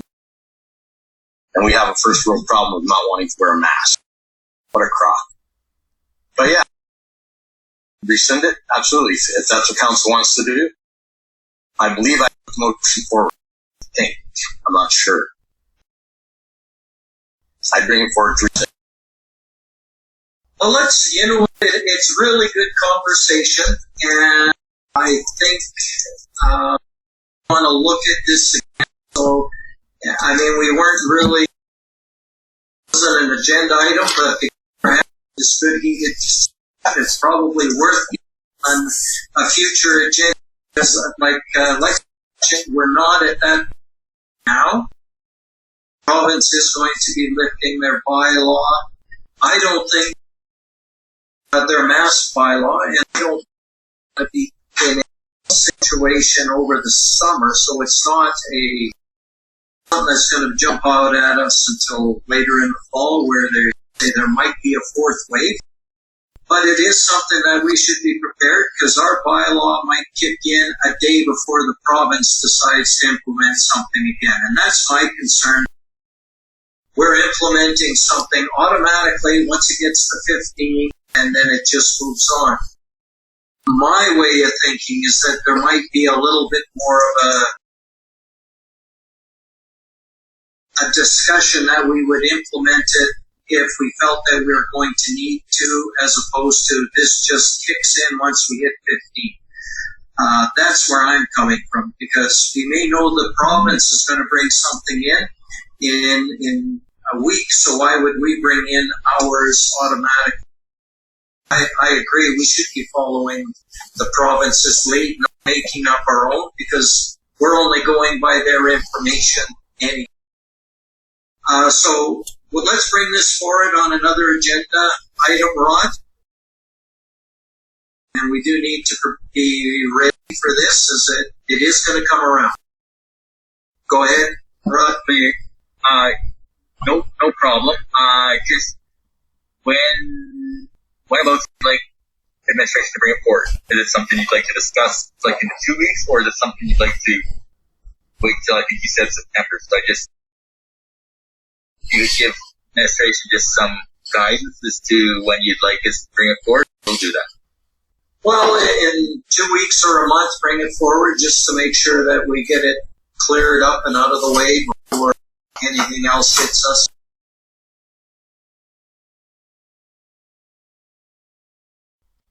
Weeks? Sure. 2 weeks or a month, whatever works for you guys, we'll fit it in on the agenda. Yeah. Okay, is there any other questions for our CAO? We got a very good discussion on COVID, and we need to have that with everything opening up, but we're all on board with following the province's recommendations. I don't see anything else there. We have a motion to receive the CAO's report and action list for information. All in favor? The hand says it passes. Moving on to our correspondence. I'm just thinking we've been at it for about an hour and a half. Before we go to the next one, because we've got a little bit of a longer agenda here, and there's some more discussion. Do we want to push through for another 20 minutes, then take a break, or do we want to take a break now for 10 minutes? How are people thinking?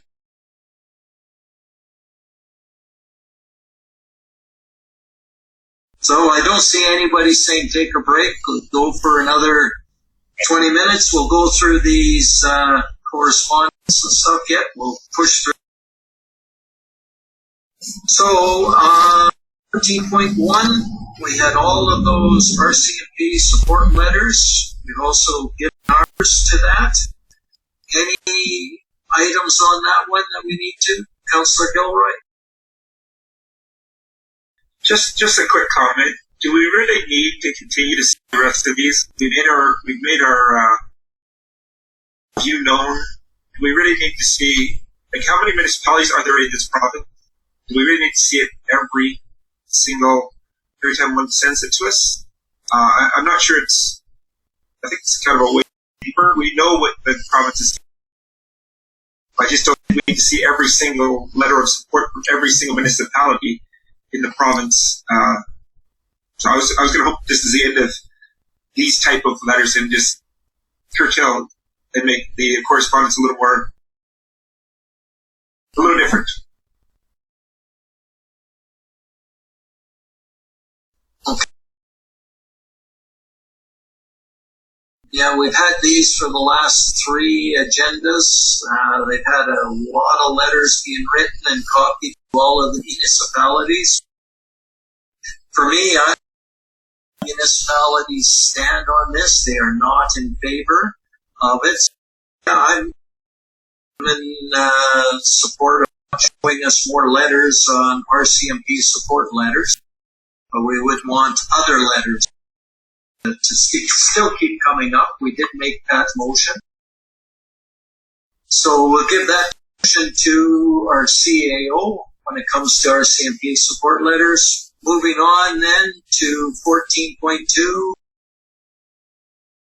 to breathe. Any discussion on that one?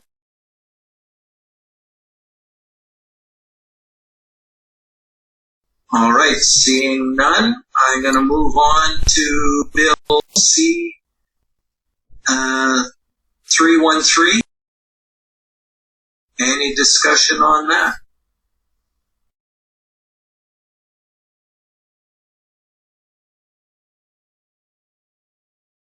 All right. Oh, Councillor Long. Is that the support for the opposition against coal mining on the eastern slope? No. I've been looking at the My phone is now dead.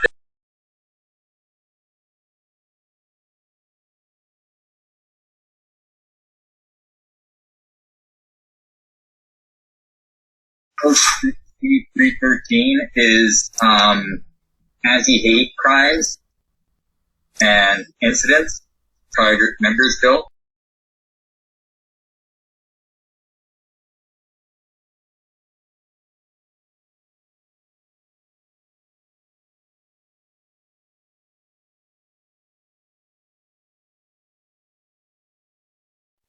So really no action on there that we want to take. We'll move on then to our ticket complaint. We had the citizen council.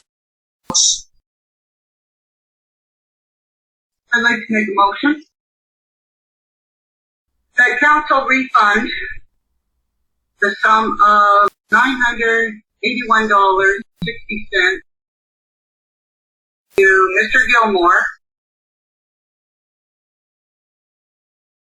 and disregard the $120 fine that he only be charged $75 in animal licensing. Okay. We also know that, regarding this, we've already asked administration to address that animal fines bylaw or the animal bylaw to make sure we reduce that accumulating fine. Last time, we know that needs to be addressed. And you're making a motion regarding the fine, so we'll throw that open. Councillor Gilroy? Mr. Gilmore phoned me, just to be sure I received the letter. One thing I noticed is that Councillor Stenhouse wanted to get rid of the fine as well. And in his letter, he states, and on his phone call, he said he was fine with the $120 fine. So he was willing to pay the licensing for the 2 dogs and the fine, and eat the money that the province would take out of the courts. So that, I don't know what the difference in that would be, but personally, I was going to ask admin to deal with it more than us, because when he came in, one of the admin people was really quite nice to him and said, instead of paying these big fines, just take the larger fee of the $100 per dog for a lifetime fee, and you never have to worry about this again. And he was willing to actually adjust any refund to reflect that. So I thought that was awesome on the behalf of our staff, suggesting this is a better way of dealing in the long run. So I'm not in favor of returning the fine, since he does not like the $120 fine, because he doesn't want the $120 fine. He believes it's justified. But the balance of that, I'm willing to let our administrative people negotiate any of that stuff, as opposed to us coming up with something specific. Councillor Stenhouse? So why I wanted to disregard the fine is because I believe there was mistakes made at different levels here. It was, first of all, I'm going to blame council for a poorly written bylaw that we didn't ourselves understand. And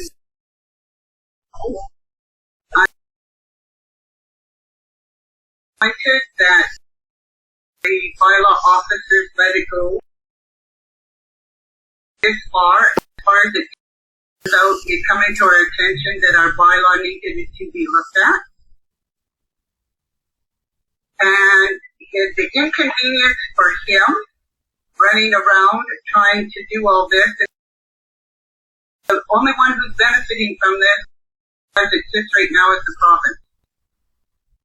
So we have bylaw officers out there charging these huge fines increments that is going to the province.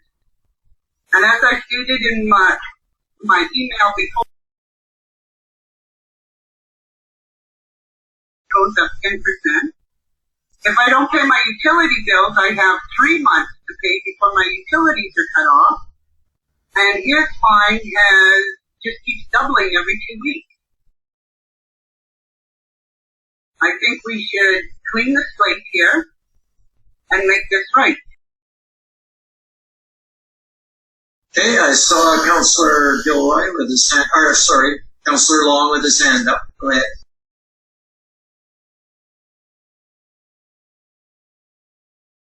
The onus is not on the constables and the peace officers. That bylaw was drafted by us as a council. They draft what they want, they send it off. Their job is to enforce it. And so critiquing them and chastising the constables, it's not their fault. They were doing their job, and if they weren't issuing out tickets, we'd be complaining about that.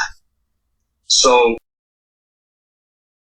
we have to recognize that the gentleman needed to be fined. Now, is it too punitive? I think so. But it's not up to the constables to tell us this is wrong. So, after we've implemented it, their job is to do it. So I don't know why we would point the finger at them that it's their fault. It's our period. And if we need to change it, we should change it. I see Constable Bloom had his hand up. To clarify, municipal bylaw ticket, so the town gets the full amount. Province doesn't get anything. Just clarifying that. Alan, just so I'm clear too, I mean, you have the original cost of the dog license, then there was a $120 penalty, and then the penalty goes up, it doubled. What was it, $240? So is it 120 plus the 240? No, or is it just 240 now? And it just keeps doubling. It's originally it's $100, and the late fee tacked on. So the 200 would be another late fee, so $40 there. So. Okay, so at the end of the day, he ended up. It was. I'm just trying, like the approximately $981 is what he paid, and so in reality, it would have been the payment for his dog was $75 for the 2 dog tag, and then it would have been $120 fine. So that's Mr. Mayor? Yep. In the third paragraph, third sentence is what you're looking for. The 4 fines totaled $1,836. So it is sort of a cumulative, because I'm looking down at the second last paragraph is what I was looking at, and it talks about 900 and some there, 181. Oh, retained from the fine, $981. So what I understand from Mr. Bloom is that we got all of the money. That's not what we would have ended up with from him.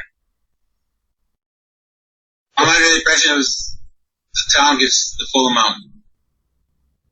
So the full amount was 1,800 and some?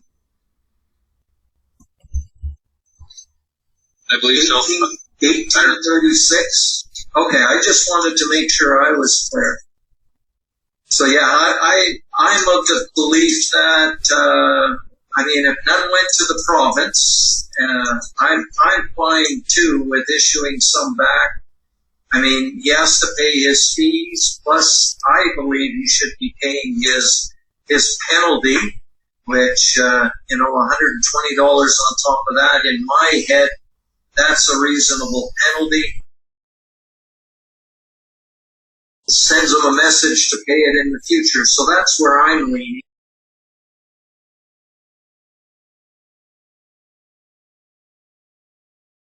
Councillor Gilroy. I did have one other question for our constable. I just want to make sure that this isn't just a one-off case. Are there others that, though they don't go as far as this, $1,800, are there other people who are not as efficient in paying their dog licenses? Would they also end up paying a certain amount? Just off the top of your head, is there like an average, like people don't pay for a month or something like that, so that we have a more of an idea what the norm is for this?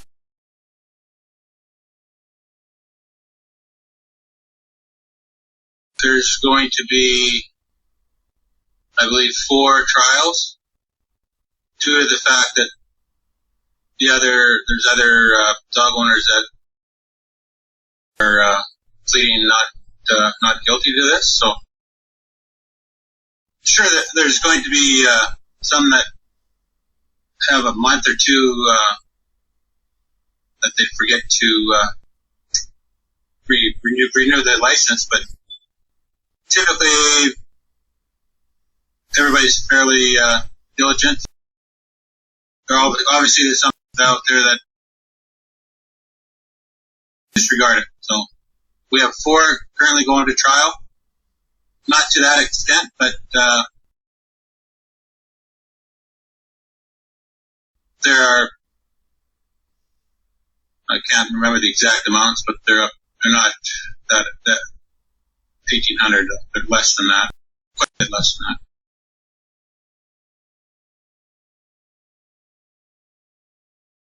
Thank you. I just wanted to just get an overall picture of how it is sometimes collecting it. So thank you so much. Councillor Daneka.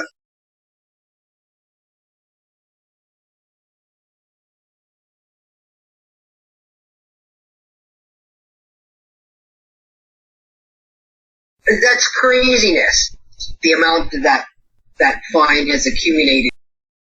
I believe we have a bylaw meeting coming up on the 29th, and I think this bylaw is definitely one of the ones that's on there to be reviewed. So we may have an update to this. That's craziness. I mean, he admits to not paying. He's paid his 120, the 900 something. I'm not sure the best way to handle that, but I mean, the amount that this guy has ended up being charged is ridiculous for as Councillor Steno said, if she doesn't pay her taxes, it's 10%, just 3 months if she doesn't pay her utilities. So, I mean, we really need to review this because it's excessively punitive, as is the business license bylaw, because if they don't get a license, I think it goes up like $5,000, and it's prohibitive to being a business person, and this is, I mean, if we can help this guy in some way to mitigate that cost, then great.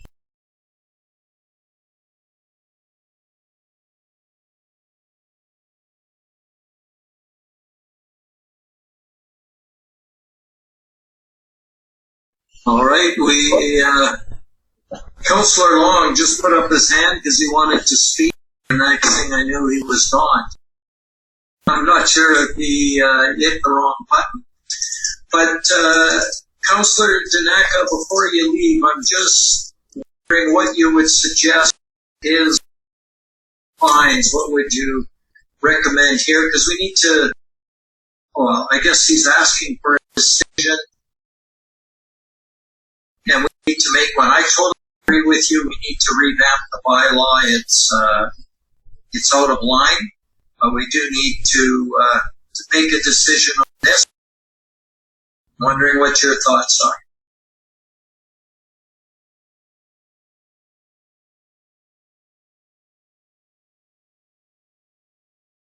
He's paid his $75 plus his $120 fine.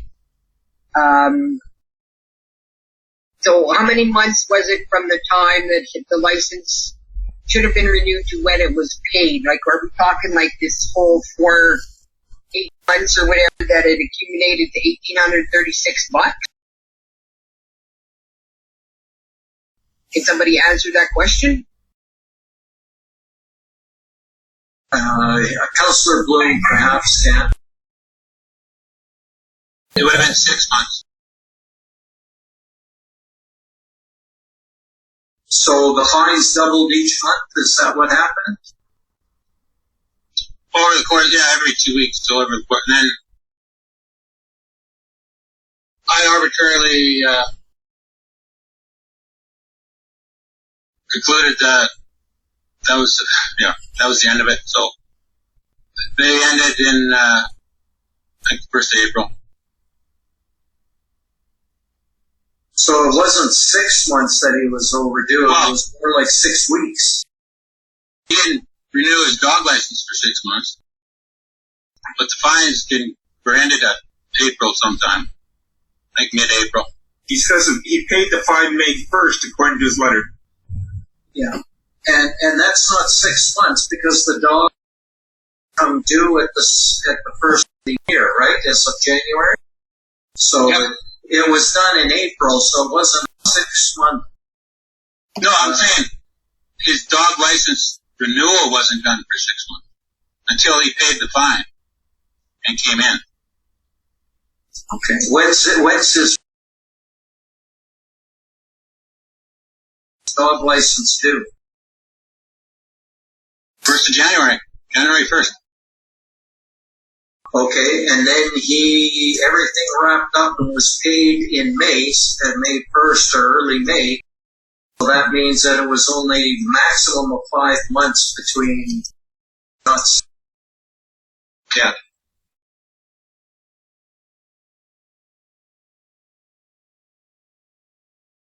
So there's a discrepancy in these prices.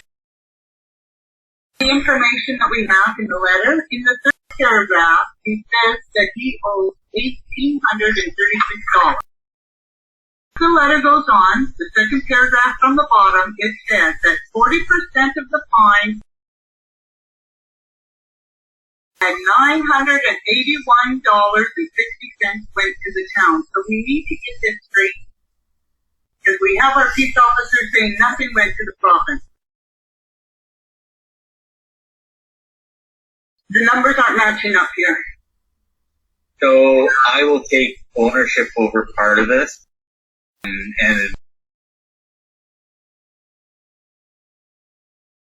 so I was speaking with this individual, and I believe this is the 40% that was being taken off. And so I erred in telling him that, and after this was done, found out because this was a municipal ticket, it wasn't. That would have likely changed his letter. Like, I'm assuming it would have. So, unfortunately, I didn't. Yeah, I dropped the ball on this piece. I thought it was 40%. When I talked to him, indicated, we lost 40%, and I wasn't misleading him, but that's actually what I told him. And so when he wrote the letter, he indicated in there, he wanted to, save municipality harm, I guess call it that. We didn't get the 40% he wasn't asking for. I would say I'm positive that if I would have given him the proper information, his numbers would have changed.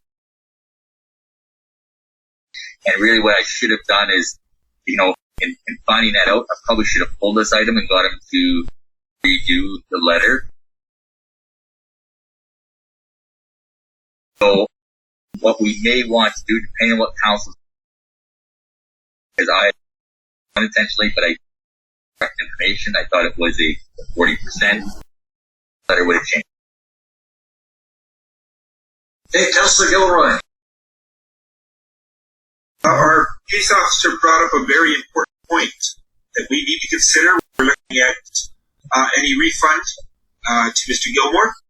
And that is that there are 4 cases that are also going to be in the courts that have grown to, as you said, not as much as the 1,800, but our case officer will have to, and administration will have to deal with potential fallout of the other 4 cases depending on how we decide this one. So I think we need to remember the impact that this is going to have on those other cases, whether you pull them out of the court system and try to renegotiate with people, or what. It's going to be an administrative nightmare, I think, for our peace officer if it's going to change that much. So unfortunately, they're in the court system now. So until the court or the trial happens, I will probably have a discussion with our Crown prosecutor and go from there. But as far as pulling them now, we can't. They're in the court system. And this really shows the problem that we have with this bylaw. If we're spending our time in court and they're spending their time in court, and it's all of that extra money and time, we're wasting our time and time. So this definitely shows this. But yeah, that's a good point. I mean, if we limit it to one fine afterwards, then that's setting a precedent for everyone else, versus maybe we could go to the second fine or whatever we think is reasonable. And that would, maybe we don't have to spend time in court fighting these other cases, which we probably shouldn't be. Okay, any other comments on this? Come up with an idea. One saying, Councillor Portland. Go ahead, Garland. All I can say is, wow. This is ridiculous. Myself, I would have just shot the dogs and put them on. I don't know. I see this being as a big issue that just solved. And I can't believe that our bylaw would say that the fine doubles every 2 weeks and snowballs. That, if it says that, how did it get through us? Who said that? Who made it? I can't believe that it even says that. Is that what the bylaw says now? Every 2 weeks the fine doubles? It doesn't specifically say 2 weeks. It just says every time non-compliance, and we send a letter, then we could make it a day. Every day it doubles, but we give them the 2 week benefit. But if they don't open their mail, then we keep sending the letter. Wow. So there's no real guideline as far as, it just says when it's non-compliant, doubles. Yeah. If they don't comply with the letter,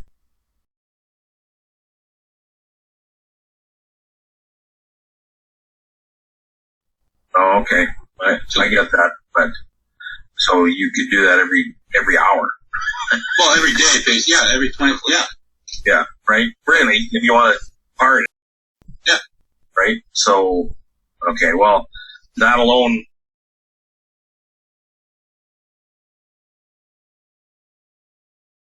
It's just totally unrealistic.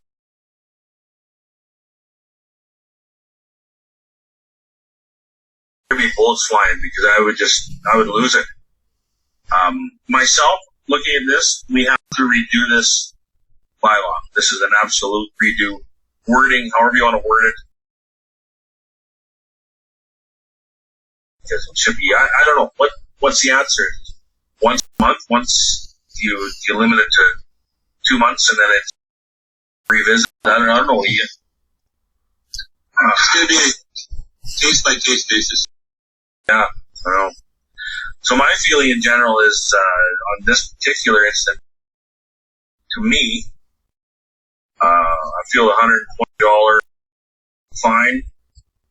I feel per dog. There's 2 dogs, right? Yeah. $120 per dog, and dog tag price per dog. $1 per dog, so that's $220 a dog. So that's $440. Call it good. Give him back everything else. That's how I would see it. He's obviously, yeah, they didn't pay the fine initially. Because it's $100 for a lifetime. Correct. Yeah, so that'd be $100 lifetime for each dog and $120 for each dog for not having it. Pull that $440 out of the fine and give them back everything else. And say, here you go, you got lifetime dog tags, you got a fine for each dog. Call it square. Okay, look, we're going to revisit the bylaw so this doesn't happen again. And let the other ones, if it's already in court, well, we have to let them see where the chips fall and those and go from there. That's my thinking on that. Cause yeah, it's a big, huge problem here. I don't like it. Nobody likes it, but it's we have to get through this. Okay, Councillor Long, welcome back. Birthday boy. So we have 4 cases before the courts. Have they gone yet, Alan? Not yet, eh? The agenda out. Okay. So we're going to change the penalty to this gentleman. Feel the bylaw is too onerous, too punitive. It don't matter. We're going to lose the other 4 cases because we're arguing that our is crap. So we're going to lose those guaranteed. Any astute lawyer or regular schmo at this and says, well, it'll be difficult for them. Go ahead.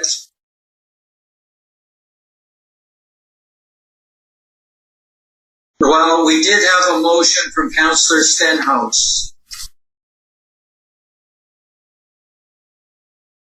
We make motions on this, like any of the correspondence. We can make motions.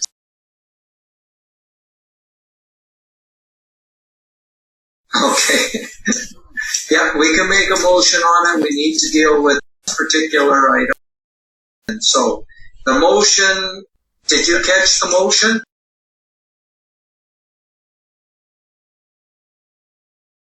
Okay, well, we may revisit the motion. We're getting a little bit closer, I think, from what Councillor Stenhouse promoted was basically giving everything back, was what she was suggesting.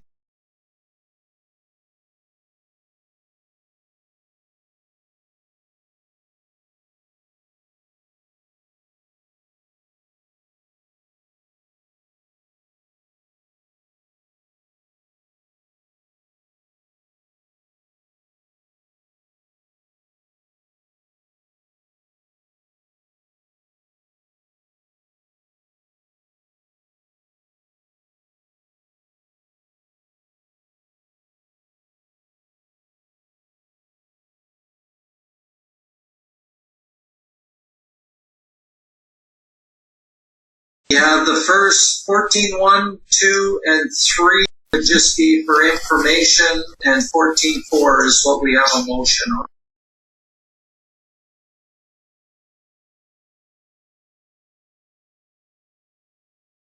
Well,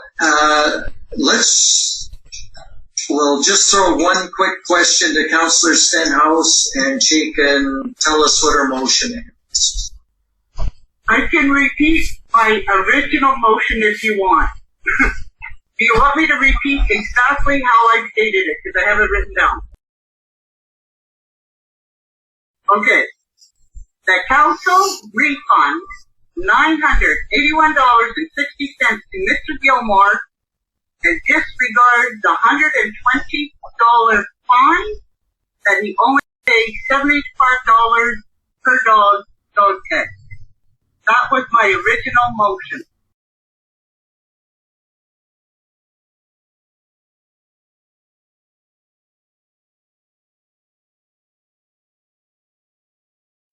Councillor Gilroy. No offense to my esteemed colleague there, but I believe that the 981 took into account the $120. So she's asking for $981.60 to be returned, and then disregarding the 120, she'd have to add that to the balance. But the way they talked about this, it doesn't add up numerically wise the way her motion is set out. I just repeated the original motion, and we got into the conversation, and we found out that the numbers really don't match up. Okay? So we know that this motion is going to be defeated. I'm just repeating the original motion. When I understand the motion, I'm a little more in favor of it because we found out since our discussion that all the money was coming to the town, because so there was $1,800 that was the original fee, and now 981 would mean we're giving back roughly half of it. So there's definitely a fine there, but definitely getting some money back, and that's what he was asking for. So I'm much more in favor of that, and in fact I might even be a little more lenient because I still think that's outrageous to pay $900 because you have two dogs. But we could just amend it though. We could just amend it. We don't have to defeat it. We could just amend it. Well, no, we can't amend anything, Brian. Councillor Stenhouse can withdraw or amend it. That's right. Councillor Stenhouse can amend it to whatever number we say. She's happy with that.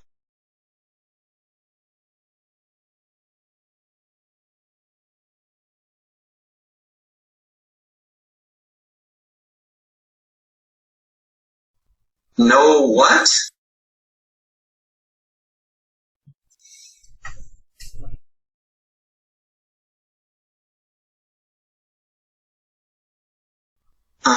This would be something that would be in addition to. You'd have to add this motion on. I'm not sure how that works in your program, and I suspect that's what you're wrestling with a little bit.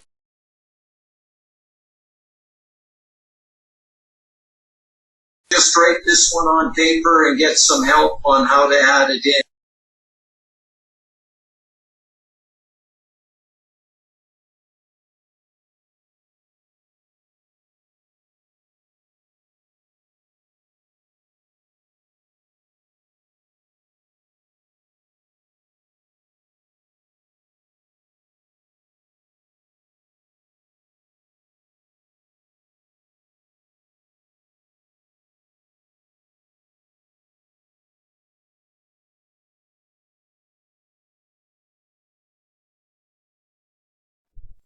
I'll leave that to Rob.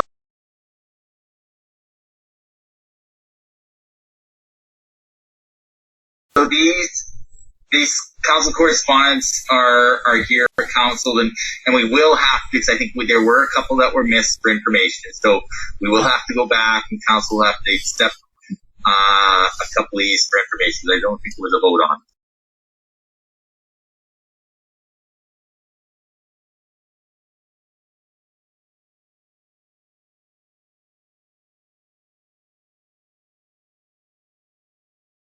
Yeah, so I think at the end, I think we've done it a couple ways. In the past, one time we did the whole 6 at the same time. We made a motion to receive information, or we can do it, the 3, you can say we're accepting from information. I don't think we actually get vote on them.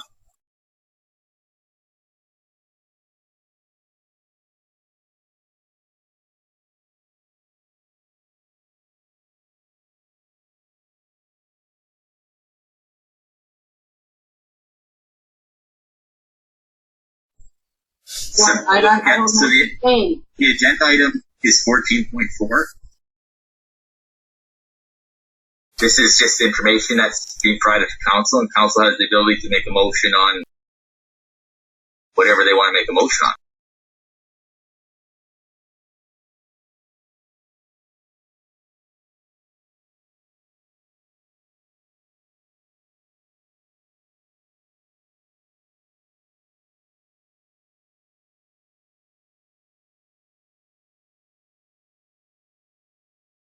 Okay, Marion, we know we're making a motion here, and it's going to be dealing with item 14.4, and we're moving on.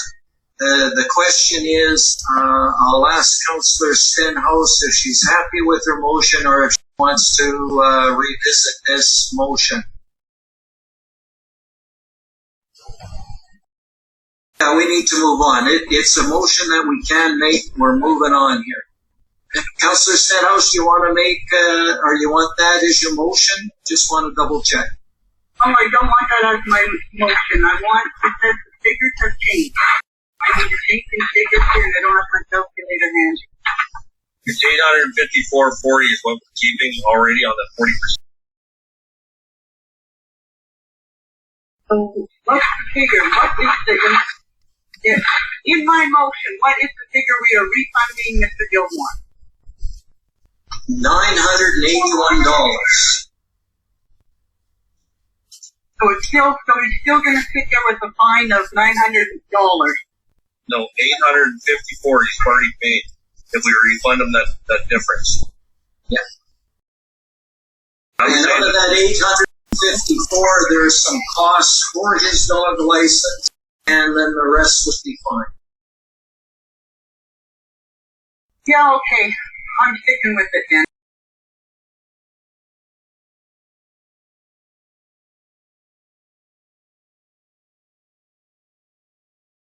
No, we are refunding him $981.60. And he will have 2 lifetime dog tags, and that will be the end of it.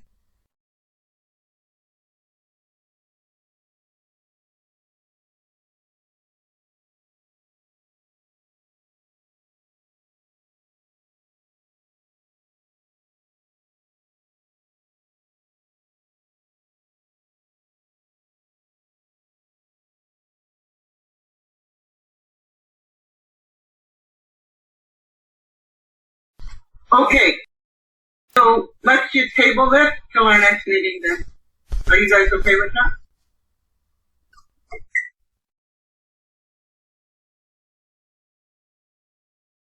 Yeah, okay, you're withdrawing your motion? Okay, and then we can get the actual facts. I don't think there was too much in dispute here, but we need to move on. Can we actually just make a motion for administration to bring this forward again next meeting? That way it doesn't get lost. Because I'll make that motion. That administration bring us consultation on the Mr. Gilmore dog licensing letter, however you want to put it that way, in a following meeting so we don't lose the correspondence. Okay. You're gonna handle that, Rod? All in favor? All right. I need a break. So let's take a break and we'll come back in 10, 15 minutes.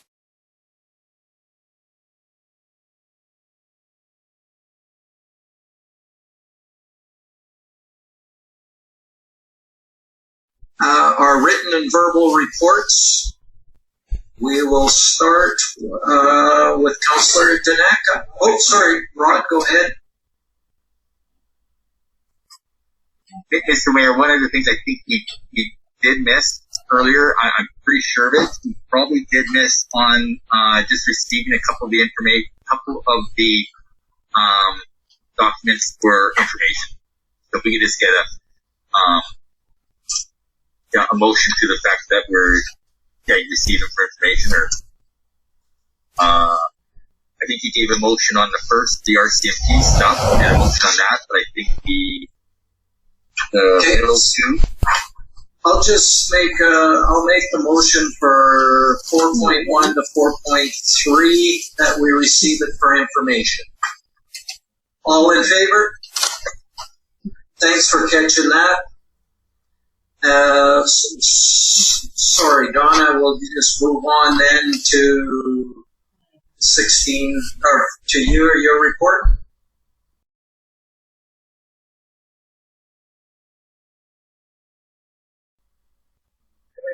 Earlier, have a bylaw meeting coming up on the 29th as well. After 18 months or however long it's been with COVID, we are having our museum board AGM on Thursday. And that is all I have, so I need my information. All right, thank you. Any questions or comments on her? I see none, so all in favor? It's carried. Councillor Gilroy? There's two items. One, we had the Lesser Slave Lake Watershed AGM, and things are going well with them. And the other one is a job that the mayor gave me yesterday to do today. I worked with George Key in giving a tour to two potential doctors for our area. And I'll say that one of the highlights was after we had made the arrangements, they really, truly loved the CRC. That Lindsay was together, and actually gave them a grab bag for their young kids of some of the it's a little bag that they give away to help with the developmental process of little children, and both doctors have little children, so Lindsay and company were able to give them a little bag to take with them, and George and I spent longer than we should have. It ended up being a 3-hour tour and no Gilligan's Island jokes, Mr. Long. But you were thinking it. You were. So they got to tour both clinics, and we'll just wait to see what happens. But they had a great time. They were overwhelmed with all the stuff from our community, not just because we didn't talk about the hospital really, but more the community and what we have. And so they were very, very that. And so I'm not going to talk about my upcoming meetings. I'll just leave it short and sweet this time. So I motion that the council receive my verbal report for information. Okay, any questions or comments for Councillor Gilroy? Seeing none, all in favor? And the magic hand comes popping in. All right, Councillor Long. CRC had their AGM discussion of their audit last night, and I'll be getting more information for the next meeting for everyone in the council. And that's all I have to offer for this time. I move my verbal report for information. Okay, any questions for the birthday boy? None. Where's the virtue of cake for all of us? All right, all in favor? I didn't see the magic hand. Oh, yeah, we're straight. There it is, okay. Okay, over to my report. I guess an update that there was a lot. I was contacted by several reporters regarding lowering our flags for Iago. Like, again, global had contacted me, CDC, twice, the Grand Prairie one, and I think CTV too. So there was like a whack of them all when that happened. All wanted stories on it and our thoughts, and basically I told them that we lowered the flag because we considered the canine or the dog to be another member of the RCMP, and that's why we lowered it. So that was the gist of it. Just wanted you guys to know that there was, but lots of interest around that, and took me a little bit by surprise. I also had a few phone calls and emails from people that said we shouldn't do that because it's a dog and not a human, and it's not you are lowering the status of humans by doing that in a gist. So everything that you do and you think you're doing right, there's always another way to look at it. I did email because I got some feedback back from Greg Cummings on our vaccination rates in our region. Because remember, we're so low, I'm asking him why, and we couldn't really get answers. Greg Cummings did explain it to me a little bit in that what's happening is that the province gets the numbers from the Indigenous communities, so they find out how many are vaccinated at all of the First Nations communities, but not broken down, so they can't break it down by region. So the province's provincial numbers reflect the Indigenous vaccination rates, but not at the local level. So they have not included the vaccinations in the local Indigenous community.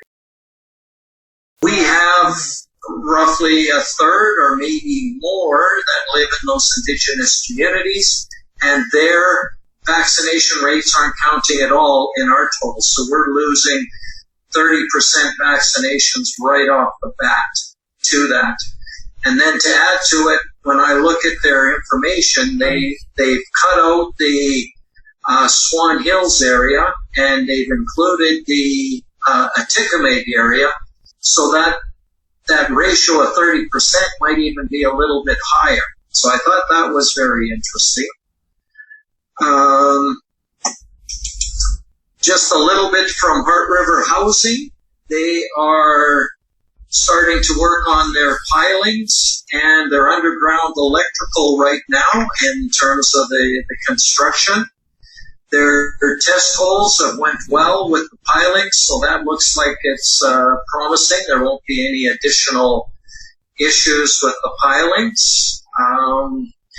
And they also have, they're looking at constructing a 20-unit building, and they already have 20 applications for the building. So they're basically full before, there is a shovel in the ground, but that's a year and a half away, and they've already filled the place because it's a first come, first served. They were quite thrilled because it was 10 people had applied for 2 bedrooms and 10 had applied for 1 bedrooms. And that's exactly the mix of the building. It just worked out absolutely perfectly that way. We had a Northern Alberta elected leaders meeting and attended that one. I haven't got the agenda in front of me, but one of the big things that came out of that was we did that health survey on what was the health like in each of the northern communities. Not all, but most of the municipalities applied. They had a report come out of what are the key region or issues. I'm going to share that with you because they just got approval from everybody to share that report with others. But the bottom line is that the issues that we're having, most of the other areas are, not all of them, but it is a general concern. And they were also looking at bringing this up with and inviting the Minister of Health to come to the next Northern Alberta elected leaders and go over that report so he knows our issues from the north. So we got a little bit more of a push from that perspective in there. Did do the presentation at the E.W. Pratt Grad. I think it went fairly well. I will say that that group was certainly thinking it was July 1st and all of the COVID restrictions had been lifted. Everybody was out in the sun and enjoying the weather, so it went fairly well. And today attended this afternoon, attended the regional collaboration meeting. And at that meeting, we basically went over the terms of reference for that group. And so critique some of that. The group is going to take it back. They're going to revamp what we came up with. That will be coming back, and council will look at it. But still a lot of excitement about getting the Indigenous communities and the other municipalities together to have a big lobbying voice. And so there was 3 of the First Nation communities there and 4 of the other municipalities there. So another good meeting, and that'll be coming back to council when we get going on it, see if we want to sign on, but I think it's looking good. A good intent. They want to come up with a consensus basis, not a voting basis, on making decisions on what we're going to move forward on. So with that, I move my report for information, but I'll take any questions or comments.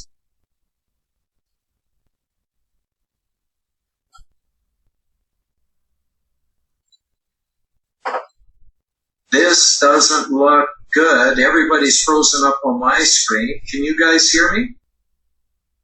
Yep. Yeah, they're not frozen, they're just not moving.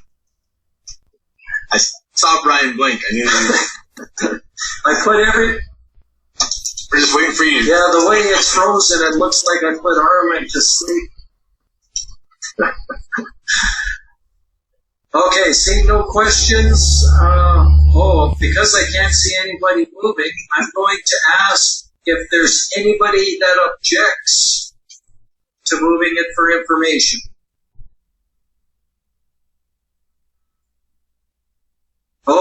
Before I do that, I see there's a question up for, no, that's not a question. Sorry.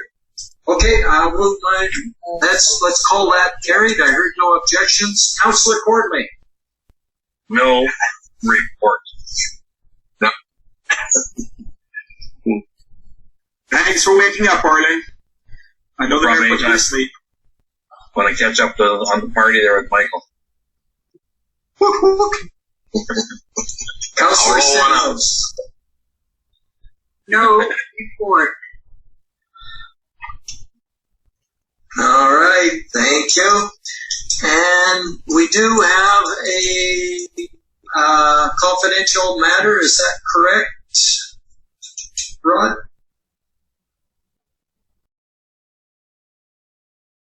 Yeah, so we can't move directly in camera. There's nobody in the gallery, so you don't have to wait.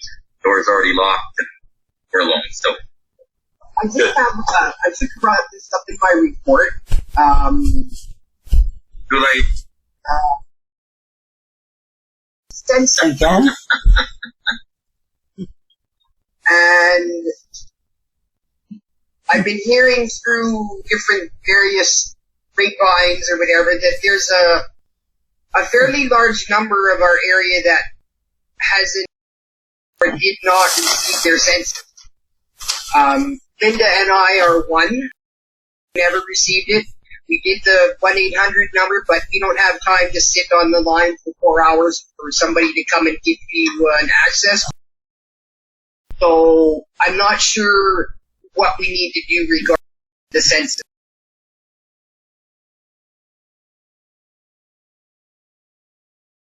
The question is, we want to get as much as we can, and if we're not getting that, I know they're supposed to be coming around and visiting people. I don't know when that's going to happen, though. Anybody got information on when they're supposed to be going to follow up? I had a lady about a week ago come to my door and threatened me to fill it out. Yeah, The Asian lady? just ask the question. We were done in like 2 minutes. Nice and easy.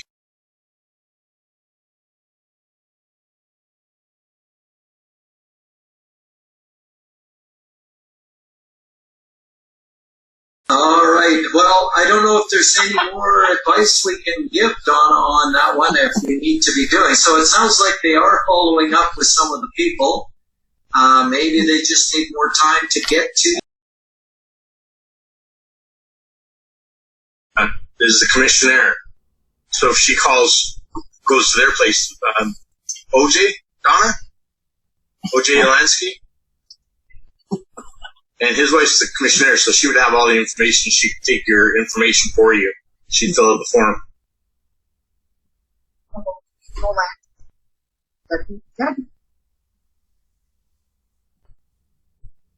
Yeah, we ran into the same problem with that 1-800 number. It was stupid. So the lady just took it from us in person. Anyways. Thanks for that.